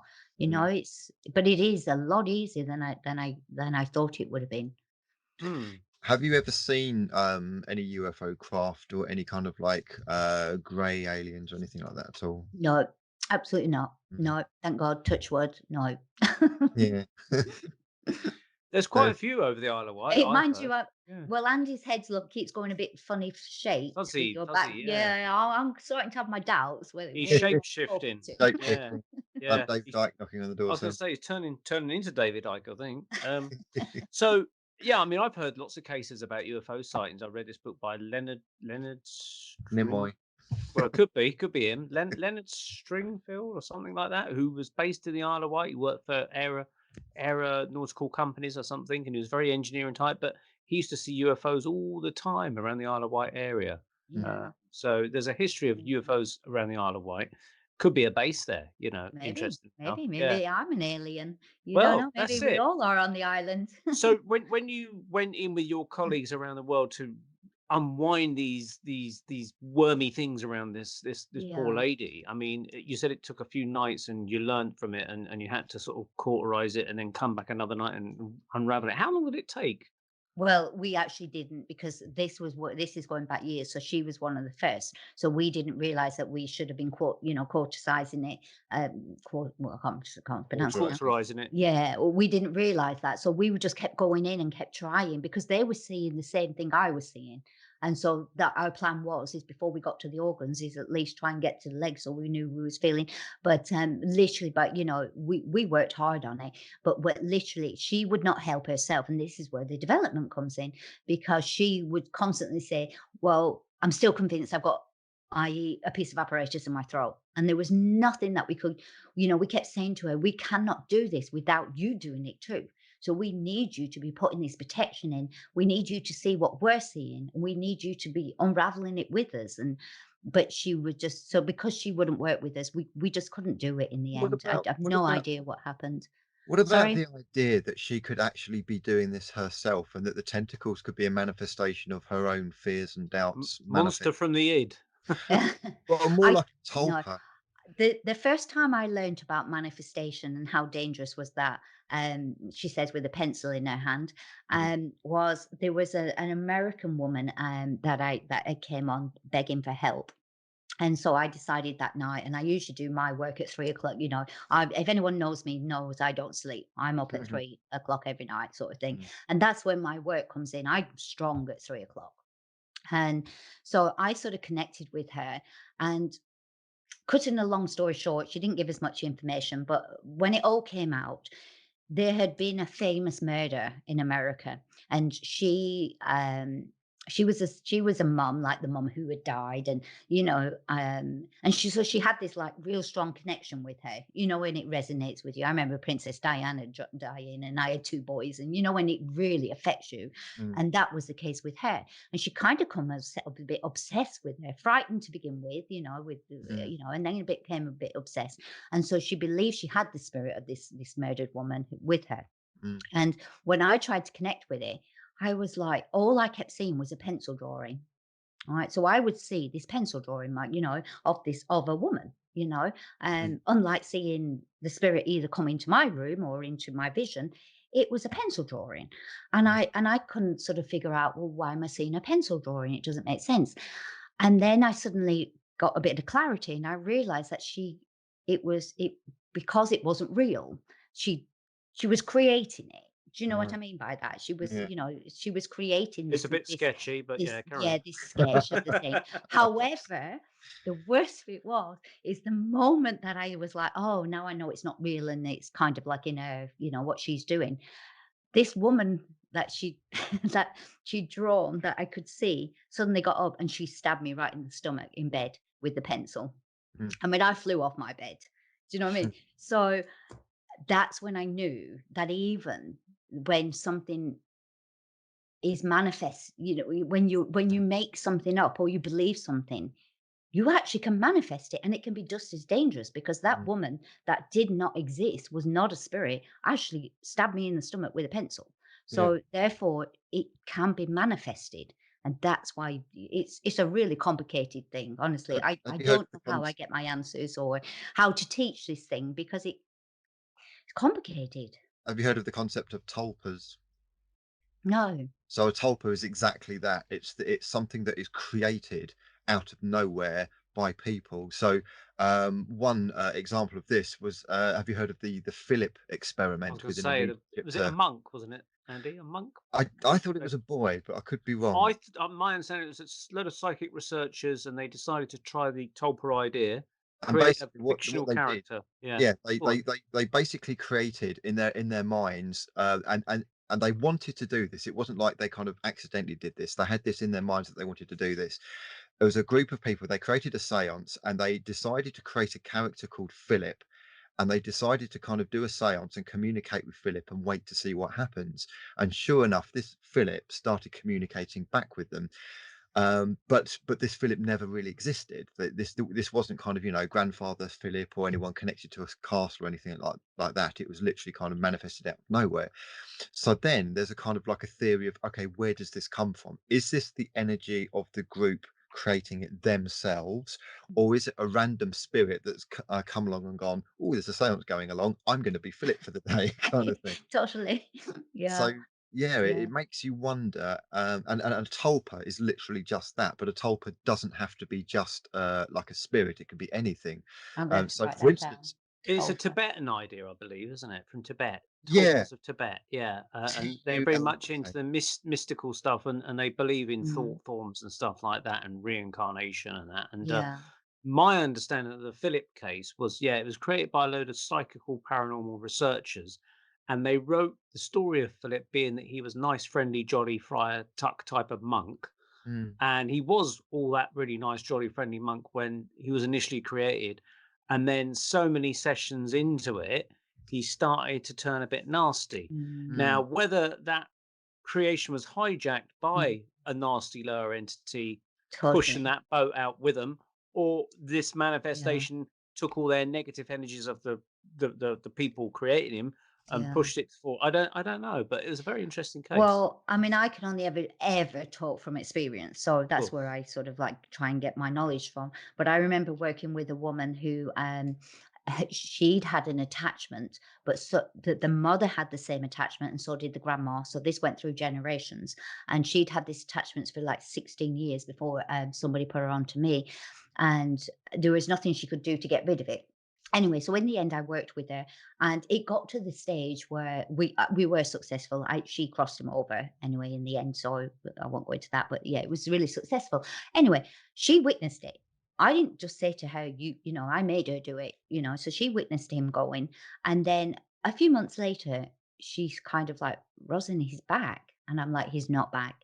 You know, and what we knew was, because that was her biggest fear. You know, that's in there. You know, if I want to come in and intimidate your life, I'm going to look at you and think, oh, he's absolutely petrified of spiders. I'm going to be a spider. I'm going to pick yeah, on yeah, your yeah. worst fear, you know, and create that fear.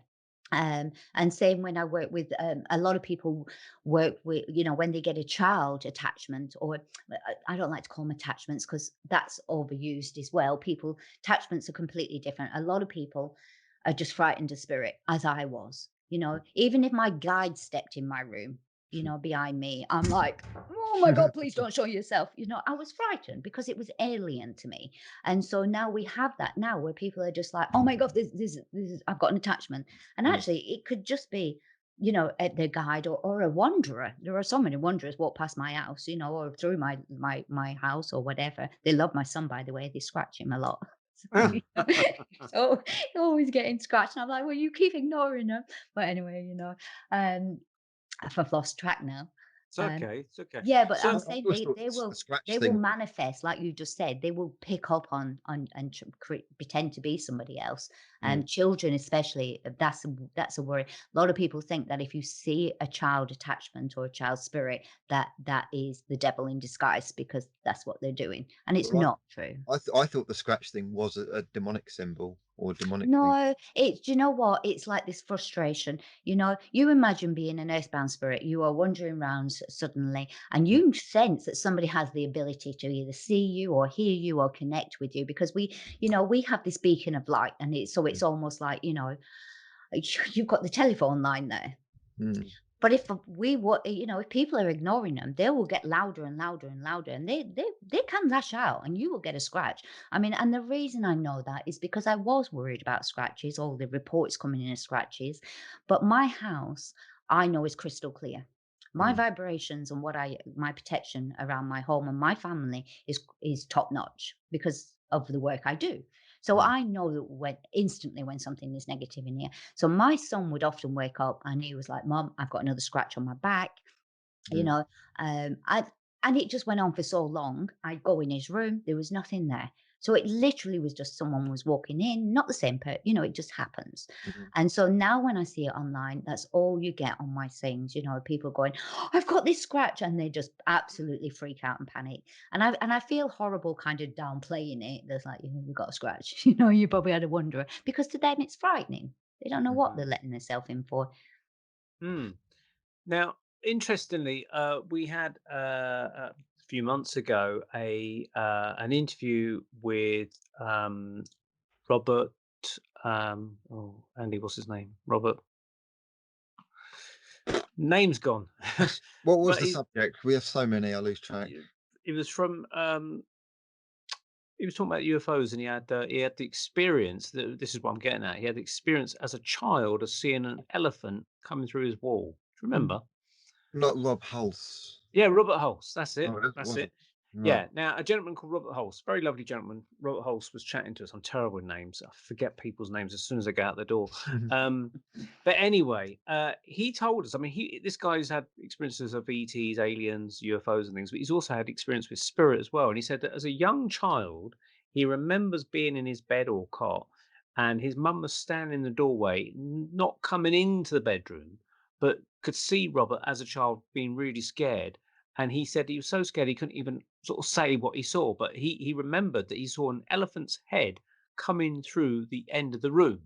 Mm. I think he said it was an African elephant's head with great big ears. Uh, Now, interestingly, I'm proofreading a book for Tony Toppin, who is a guy that we've interviewed before, about his UFO experiences and psychic experiences. And I'm looking at all the pictures as I'm going through the book, and I haven't actually read the whole book yet. I've literally tried to correct all the pictures first of all in Photoshop for him. And I'm going through one of the pictures, and someone's done a picture for him because he's not an artist, but they've drawn an image of young Tony in a cot pointing to two elephant heads coming through the wall. I thought, oh my God, what a coincidence! Only a month before we interviewed Robert Holtz, and he was talking about this elephant coming through the room. So that brings me to think: do any of the people that you've come across has mentioned elephant heads coming through the room at all? No, but my husband, like I said, is not spiritual at all. All right. So he kind of, you know, he has no opinion. In fact, if I think he just finds it a lot easier to say he has no faith because it's complicated. You know what I mean? So he's one of them. But actually, it's really funny because when he was a teenager, he loved to astral, you know, travel. You know, he would love to do that. Now, we as what we call mediums and psychic people, we are always trying to astral. And we think it is that gift of being, you know, that. But actually, my husband, we was not non-spiritual. Oh my God, Ross and I used to force it up. You know, I loved it, you know, when I was in my teens. But he also had this massive, massive fear of wolves. And Hmm. he didn't have a fear of wolves, but he would hallucinate as well sometimes that he would be eaten by wolves. And that frightened even to this day when we can't go Africa or anywhere, you know what I mean? He's like, if there's a lion there, not a wolf, sorry, a lion.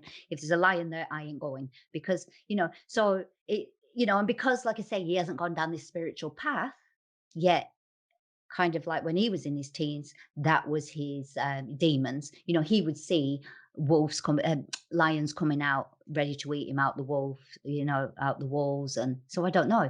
Is it gifted spiritual or is it? I don't know. I couldn't Mm. answer that. So like Robert and Tony, then he said that he saw lions coming out the wall as a teenager, physically to try and attack him or talk Yeah, to him or something. Mm. yeah, Yeah, I wonder if yeah. it's guides. No. You see, I wonder if it's guides coming in a certain shape and form. Because someone who saw Robert years later said that they saw an Indian elephant. He said, "I've got to be honest." He said they saw an Indian elephant standing over my shoulder. Although I described Yeah, to you the story where I saw an African elephant, and we were talking yeah, about the Ganesh or something, this Indian god, which is comes in the form of an elephant's head or something. So again, whether that's ET related or just mm, general spooks or something or guides, I don't know. But I just thought it was really interesting. They both saw Indian yeah. heads come, Indian Def- elephant heads or something. Definitely not guides. I mean, our guides, you know, are beautiful. And when when you are blessed with having a guide into your, you know, presence, it is nothing that it is a love that you can never, you know, you can't imitate in this world. I mean, I love my kids. Like everyone knows I'm this super overprotective parent. But the love that a guide comes through, that you physically feel, cannot even compare to Mm. a love that I'm used to on this earth. So a guide would not come through and scare you. And it's also funny because I've actually met my guardian angel. And when you were talking about aliens, now a guardian angel has no form. It has no sex, it has no form. It is just a light being, and Mm. that could easily be confused with aliens because but that's because they were never once human, not your guardian angel that you have from birth. So What is the difference between a guide then, and a guardian angel? My understanding was that a guide typically might be a Native American Indian or a Chinaman. That's the kind of things that you hear anyway. And they've lived on Earth in previous lifetimes, and their role is now to come back and help yeah, people on the Earth plane. Would a guardian angel be that someone that hasn't incarnated and they're just pure spirit or something? yeah, they're pure spirit. They've never sort of like had an earthly life. So I feel that we, through being reincarnated, are learning our life lessons with one purpose, and that is to become a guide, so that we don't have to be reincarnated one day. So that I've learned enough, maybe in this life lesson, maybe for me to be a guide, someone's guide as a rescue medium sort of guide, because I have my rescue medium guides, separate to other guides. So I just feel that everything that we do in this life is to teach us, in preparation of being a guide. Um, but your guardian angel is from birth, and they have no form. They are very Hmm. alien, like just light beings. Have you been involved in any kind of paranormal investigations at all, or anything well known? No, I would never personally go looking for it before, because I told you I'm shit You're scared scared? of all this. She says as a Yeah. rescue medium, Mm. but so it was because of that fear. But I think what started it off, there's a place on the island, East Dean, quite a very old place, and I'd gone years and years ago with my girlfriends for a giggle, and this was before all this kicked in. And I'd gone literally, like what you like with the girls. We go to the pub first, few cocktails, sort of go in there, have a giggle, Yeah.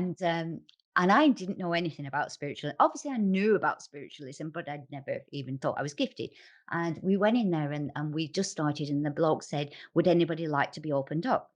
And I put my hand up. My friend's there, and she's pulling my hand down. She's like, "No, Rosalind, no." And I'm like, "No, I will."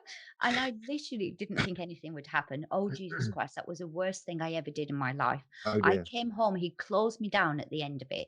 I Mm, mean, I could sense spirit everywhere. Really, it was awful. mm. Um, but we giggled through it. I just kind of put a brave face on and thought, whatever. So, just explain again. What was this actual building? Describe the building. It Describe. was it's literally just closed down now, I think, because of COVID, but I don't even know the history of it. But it was an old nunnery years ago, a very old, massive Right. hotel. Yeah. It's a sort of thing, a lot of history, but we didn't know the history. Um, but there was just so much activity going in there, and Mm. I'd actually gone into this big room, and we sat there. And honestly, I mean, I'm one of these, when you get nervous and you laugh and you take the mickey. I'm one of them, Yeah. and we sat in this big room with my girlfriends, and there was this spirit of a man walking around the room.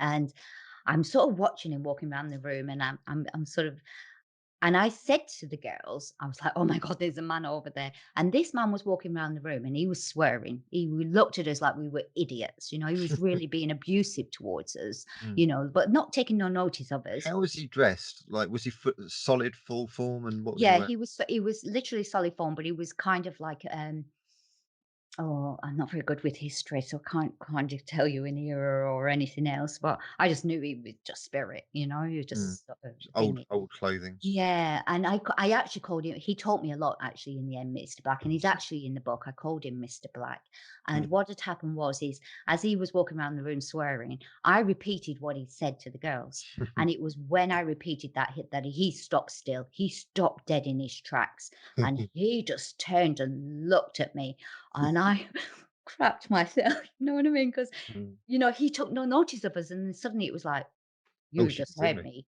And Mm. he walked up behind my girlfriend. She was opposite me. He walked up and he stared me and he dared me to talk to him. I was petrified. I was like, "Let's get out of here," Mm. So we kind of left there. But it was years later, and that happened years ago. And that's what actually started all this rescue media. He played a big part in this. I know we're going on in time now, so do shut me up if I'm going It's on. okay. Carry It's on. okay. But We've got a lot of time. It's okay. he years later, when I didn't know there was such thing as an earthbound spirit or a trapped spirit, and we were learning about, compassion and, unconditional love. I was, learning all about that, and it made me think of him because I judged him because he wasn't a good man. I Mm. knew he wasn't a good man, and I sort of thought of him, and I thought, I wonder if I could help him. So I invited him literally into my home. From that, I was like, I called him Mr. Black, and I was like, I invited him into my home, and it was the worst thing I ever did because he literally attacked me. He did not want my help. And I learned a valuable lesson there that I trust work now only with my guides, so that when they come to me, I know that I have to put some work into it. It's not going to be easy, or some are easy, you know. But if I go disturbing people that do not want to be, then that's rude. And Mm. basically, he attacked me, and I learned my lesson big time over that. How does he attack you as a spirit? What's the He procedure? actually pinned me on the bed. My husband was in bed with me. He didn't see this going on. He was fast asleep. But and I swear my kid's life this happened. And he literally, as I sort of led there, and I was trying to give him unconditional love and not judge. Actually, I've been working with him for a while, sending him love. But I realized, and this was a lesson actually, I realized I'd been sending him love, but not unconditional love, because what I'd actually was doing was like, I really want to help this man, even though he wasn't very, a nice person. Well, therefore, that's not unconditional, is it? I Mm, had conditions mm. on that. But that was one of my lessons I learned. And so I changed that around and thought, I'd learned a big time, that's not unconditional. And so therefore, I came in with unconditional love. And I think what had happened was, at any point that I kept pulling on him, I was no threat to him. I had no threat to move him. No, no, he found it probably more entertaining than anything else. But when I tapped into unconditional love, my God, did that have power. And that's when he attacked me. He Mm. pinned me on the bed, and he had me sort of, I couldn't move. I was absolutely paralyzed. And I hadn't really seen him because I switch off from my eyesight. So I tend to want to see my third eye. But he manifested right in front of my face. It was awful. It was the worst thing I've ever seen in my life. Mm. His eyes, his breath, everything. He manifested his face. And I can't repeat it on radio, but he did the longest drawn F word, you know. And do you know what? I never went near spirituality for 2 years. I Mhm. was petrified. I was like, I Mm. am. That was it. So as far as paranormal, I think this is a big difference that, yes, I can go and I might be able to sense, but I am not going to help unless they want their help. And a lot's residual as well.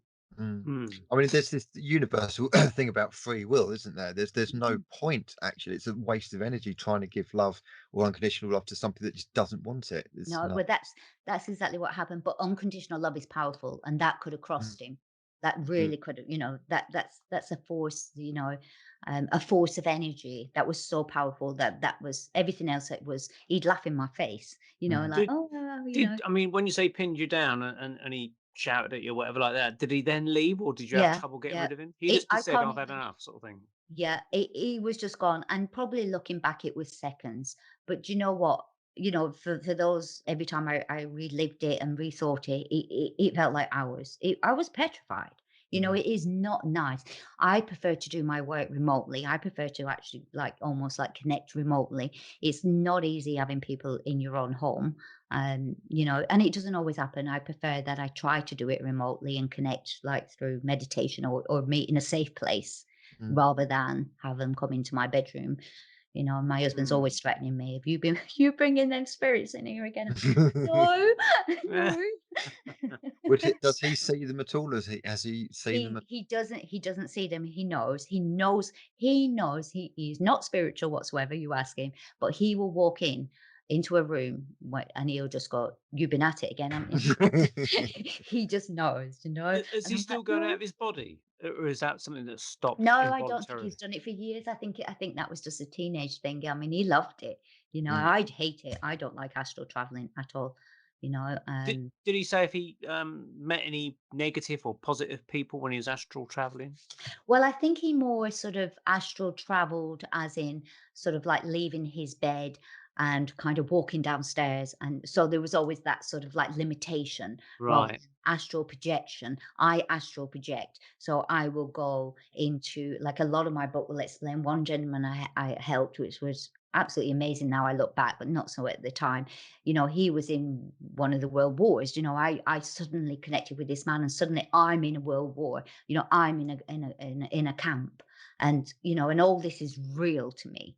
And I'm worried. I'm petrified. I don't know until I come out of that sort of meditation. I'm like my heart's going, and Mm. it's real. It's so real. Can you Wow. describe to us some of your sixth sense type moments in the early days of? Because I'm quite intrigued by that. Just the simple ones, like somebody walking through the kitchen and then walking out, of stuff like that. Well, actually, I had a hilarious one that Neil actually you commented on my rescue Yeah, group. this was an interesting one. The other week, this was so funny. I mean, you have to have a real good sense of humor doing this job, Mm. because you know you have to have high vibrations, and like I say, I am often down here till 3, 4 in the morning. And one day I was really doing I was typing away, and it was literally like 3 o'clock because I started to get really tired then. And I honestly thought my husband, I was in this room, and I honestly thought my husband walked in the door because suddenly all I heard was, "For F's sake, will you go to bed so I can haunt you?" Right? I swear, This is right? this is And what I got Ros just the sort of audition. swung That's down, and funny. obviously nobody was Great there, story. and I swung down. Well, I couldn't stop laughing. I mean, honestly, it tickled me so much, I couldn't stop laughing. So I'd actually gone onto my rescue medium group, and I was like, I gotta tell you, I just had this man just say, say, will you go to bed till I will haunt you, sort of thing. Well, I couldn't go to bed for another half an hour because I'd sit there and I would go, I got the giggles, it was so funny. But when I actually went to bed, I kind of, thought, oh no, I'm a bit, oh no, what, So I sort of like, and a lot of times they can get you in your dreams. I'm Mm. very used to working in my dreams now, and I kind of have that under control. But it doesn't bother me. Put it this way: I can have some really horrible dreams, I've had work that. hard in my dreams, I've but had I that. know I can get up in the morning, have my cereal like nothing's happened because Mm. that's what I do in my sleep, and that's it. So I don't dramatize it by bringing it on. How do And you I keep them just out thought, of your dreamscape? pardon, How do you personally keep it out of your dreamscape? what do you mean by that? Well, when they try and invade your dreams, Oh, I don't. I let it be. you If do. I work, it is my spiritual job to do this work, so I Right. let it be. Okay. I don't say no because at the end of the day, I feel like I have my guides as my like guards, my Mm. doorman. So if they're kind of coming into my space, it to me, there is a job worth doing. Right. Sometimes it doesn't always happen that way, but yeah. So that night I'd gone to bed, and I think everybody waited the next day on my rescue group, sort of like see what had happened. And you know what? Absolutely nothing happened. He never came to me in my dream. It it was just a lot of nonsense. It was just, but that was one of the funny So parts. I so this I man wasn't go on, Andy. I was gonna say, I think that guy was well-intentioned, and he was basically kind of, like, aware that you needed sleep, but Yeah, he was but he taking a didn't wanna mick. be in a threatening manner. He wanted to cause a bit of a laugh. It Yeah, was funny. that's Yeah. Yeah. what I got the Yeah. impression of. I mean, did you actually see him or just feel him there? I always feel them because they always come through with an energy anyway. So you always get, I call it the calling card. So you always get that, the shivers, I call them the quivers, the Mm. shivers and the sort of chills at the same time. And often, when you're learning development, you look for these signals because sometimes you know like if my guides come through, I have my signal that my legs go all tingly. That's my guides coming through, and I will listen to what advice they're giving to me at that moment. When that happens, when a spirit comes through, you're like, oh, your back's gone, you're like, Mm. oh sugar, who's here. And so obviously I sensed him, but it was more the voice I heard. I didn't really see him. It was so quick. I just was literally like that, heard that, but it was And funny. and it was a voice you could hear at the back of the room, or was Oh it a yeah, voice? yeah, yeah, So I it was totally. No, it it wasn't. sounded like it was someone in the Yeah, I acoustics of the absolutely room. thought it was my husband, Right. but no, Wow. it wasn't. It Wow. wasn't him, you know. One Mm. thing I do need to ask you, because I do kind of like mediumship myself, guys. I don't know why I keep seeing, like, or imagining or kind of visualizing like a big dog beside you, or kind of like at the back of the room. I don't know, but a friendly one, like a pet type one. Um, I don't know if you've had that, like a dog in the past, like a big soppy dog. Well, two of my actual guides are wolves. I Uh, haven't seen them for a little while, and they're two of my working guides are wolves. I call them grey and blue. Not very imaginative, I'm afraid, but one had grey eyes and one's got blue eyes. But I lost my dog a couple of years ago, but he was only a little corgi. no, this one's So huge. yeah, so it would more than likely probably be, I don't know any other big dogs, Mm, not that I know of. mm, Yeah. How do you, with people like, I mean, for instance, James Randi, the magician? I don't know if you're aware of him. Some of your listeners might be, or group members might be aware of James Randi. He was a professional magician for about sort of 50 years in America, but his part of his mission was to try and expose psychics and say they're all frauds, they're all pulling the wool over your eyes, and he would go in and try and uh, you know uh, prove, like for instance, Uri Geller was a fraud or whatever. And he had this thing called the Randy $1 million challenge, where Oh, he yeah. would tell people, okay, if you're a genuine medium or a psychic or whatever, you can prove your skills, then you'll get $1 million and things. Mm. And supposedly his claim was that never anyone won the $1 million, although we've heard that people actually did go forward and say we'll do it, but it was kind of quietly dropped. Now he was quite an old gent now, and he died sort of just before Christmas, I think, last year. So he was a complete skeptic, as I understand it, to this sort of thing anyway. Um, what do you think would happen to him when he passes out of his body, being a mm. complete skeptic? I mean, would he be stuck on the Earth plane, or would guides intervene, or would it just be left to his own devices? What's the sort of thing you think might happen to him? I think, well, I mean, I doubt you heard me talk about the fifth plane. Fifth plane is where what I call the hospital room. And one of the hospital, I always remember a gentleman in there, and it taught me the value. When they say there's no time, in the spirit world. That well, I couldn't even back in the early days. I couldn't wrap my head around that. I was like, well, I understand it, but I don't understand it. But it was there in that fifth plane that I actually saw a man sat in his lounge, and he had no faith, but he was reading the newspaper. He's just like in his lounge, like anyone else's lounge, reading the newspaper, watching horse racing on TV, and he was waiting for his wife to come in at 5 o'clock to cook his dinner. And this is so true. And I was sat in my kitchen when this vision came to me, and I literally came out of that vision. I thought, where the hell did that come from? Because it was so like detailed. And I was like, and I realized, and it was then my guy came through and said, Rosalind, well, how would you feel if I said to you that you've been dead for 10 years? All right. And that freaked me out because I was like, I've always been frightened of dying. I was always frightened of, missing my kids. I was like, unless you rip my heart out, it's just, I don't understand how it's going to not be painful. And it was at that point where, when that vision happened, and my guide said to me, I've been, imagine if I said to you, you've been dead 10 years and you've sat there waiting for your husband and your kids. All right. What does it mean? And I sat there and I thought, and I looked at the clock, and it was the same clock time that was on his time mantelpiece. And I looked there and I just thought, wait a minute. I saw my husband leave at 9 o'clock this morning or 8 o'clock this morning, and my kids go to work. And I know that at 4 or 5 o'clock, they're going to walk back in that door. And I know I'm going to see them at that time. And the same as that man that had been dead for 10 years. That was the no time bit, that his wife was going to walk, and his wife did walk in the door at 5 o'clock. And it's the same. So that healing room can be anything they want to. So if they don't want to believe they're dead, or they don't, they can create whatever it is that is needed. Some go to a ward, some go to live there till their partner comes or whatever.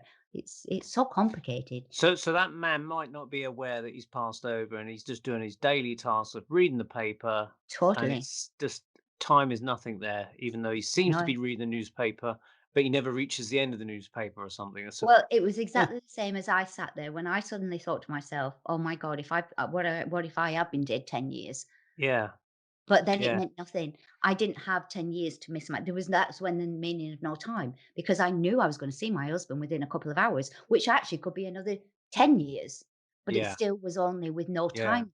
and that's the Yeah. same with your man. If you do not, you do not have to become earthbound, but you will still go to a healing room. But there was a difference. What happened further on throughout those visions was eventually they start to question, or Mm, eventually things happen, and then faith starts to creep in. That's when they kind of, in the fifth and the sixth, really, you live with your wants, needs, and desires. mm, And so they create whatever it is that their wants, needs, and desires. And we know in the sixth we don't have those. So, Mm, what if mm. James Randi is in a dimension where he's also being skeptical about the next dimension, and he's trying to disprove the next dimension? yeah, yeah. Yeah. He's Yeah. probably Yeah. sat there with his box, waiting for the next one to come in and do it. I might try and connect tonight, but how's he going to give me the That'd money? be funny. That'd be funny to see what his message is. What was I going to say? What would you say is the difference between residual ghost energy and actual sentient spiritual energy? I mean, for instance, do you sometimes have situations where you think it's a spirit with a consciousness, but it's actually just like a replay of something? Totally. That is residual. Mm, Absolutely total. It is like that stuck record. That's exactly what we do. And residual energy is really important. I learned my lesson when I went to I think it was Italy, about residual energy, that it teaches history.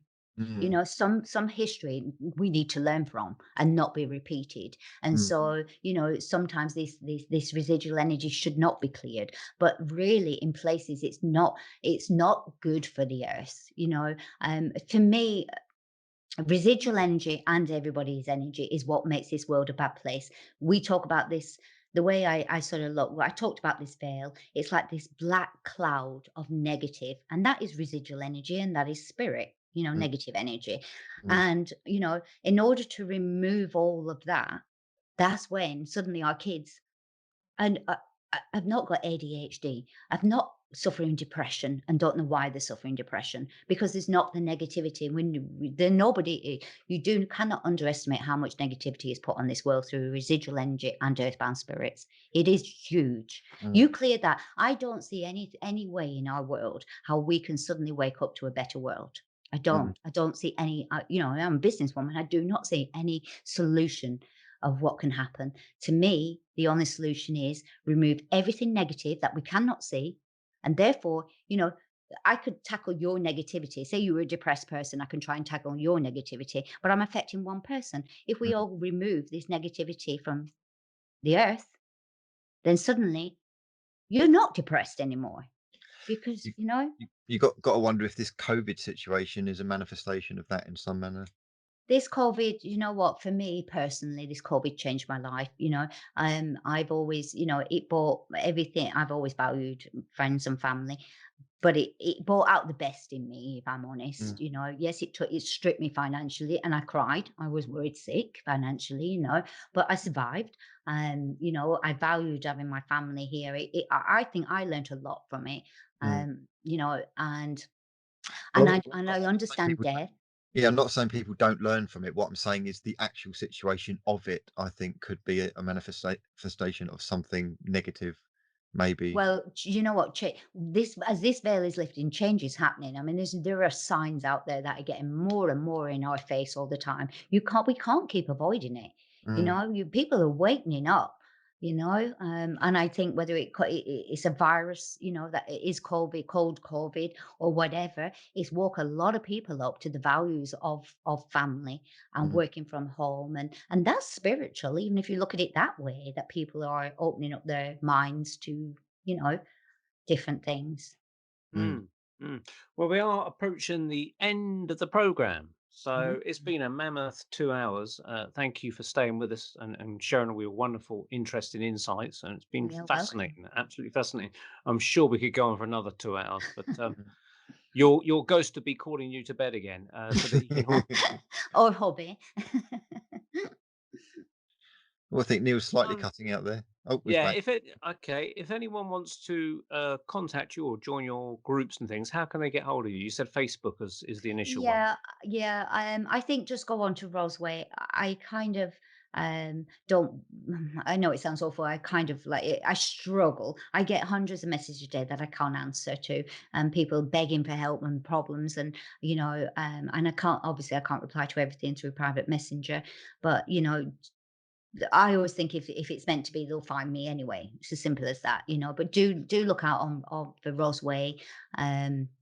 And even if you only want to learn how to be psychic and just tapping into it, there's exercises on there, fun exercises. I mean, over Easter, it was like name the chicken. You know, I'd put a chicken up there, and you had to guess its name. You know, so there's fun things to everything as well. But yeah. Is there a website at all that you got? Well, yeah, I don't know it. It's going to be Don't know. Rosway. It's going to be Rosway. So you probably look for Rosway.org.uk or something like that. yeah, Rosway Spiritual Services or just rosway.com, something like that. Okay, you've gone out of focus again, but that's okay. We're at the end of the show anyway, so but yeah, we'll defocus from everyone now. But thank you very much indeed, Ross, for joining us on the You're Paranormal welcome. Peep I Show. fully enjoyed it. We'll Okay, the proper address, which is ros-way.com. I think pretty sure that's you. Ros Way Spiritual Services is what it says here. That's the one. Yeah. cool. Okay, and also you can get her book on Amazon, Rescue Medium by Rosway as well. So Yeah, look that's out on for that that website as well. You can click on that. the But, website as well. yeah, just remember, Great. no refunds. No refunds. Yeah, That's very free, important. free spirit with every book.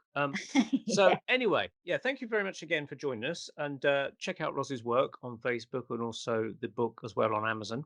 And thank you indeed for you joining us here, Andy Chaplin and myself, Neil Geddes-Ward, on the Paranormal Peep Show on the Paranormal UK Radio Network. And you can catch us on all the catch-up channels like iTunes and Spreaker and Amazon Prime, I think, do podcasting as well. So you might be able to catch us on there as well. But we're And, also on YouTube. Yeah, and Karen. also our Facebook group. Please join the Paranormal Peep Show on Facebook as well. Yeah, if anyone's listening and they want to join our Facebook group, please just come along and join us and share your insights. And if you want to try and guest on our show as well, please contact us. Let us know what you want to talk about. We'd be interested to hear from people. Okay, thanks very much, everybody. Take care, and we'll see you next month. Bye-bye for now. Bye-bye.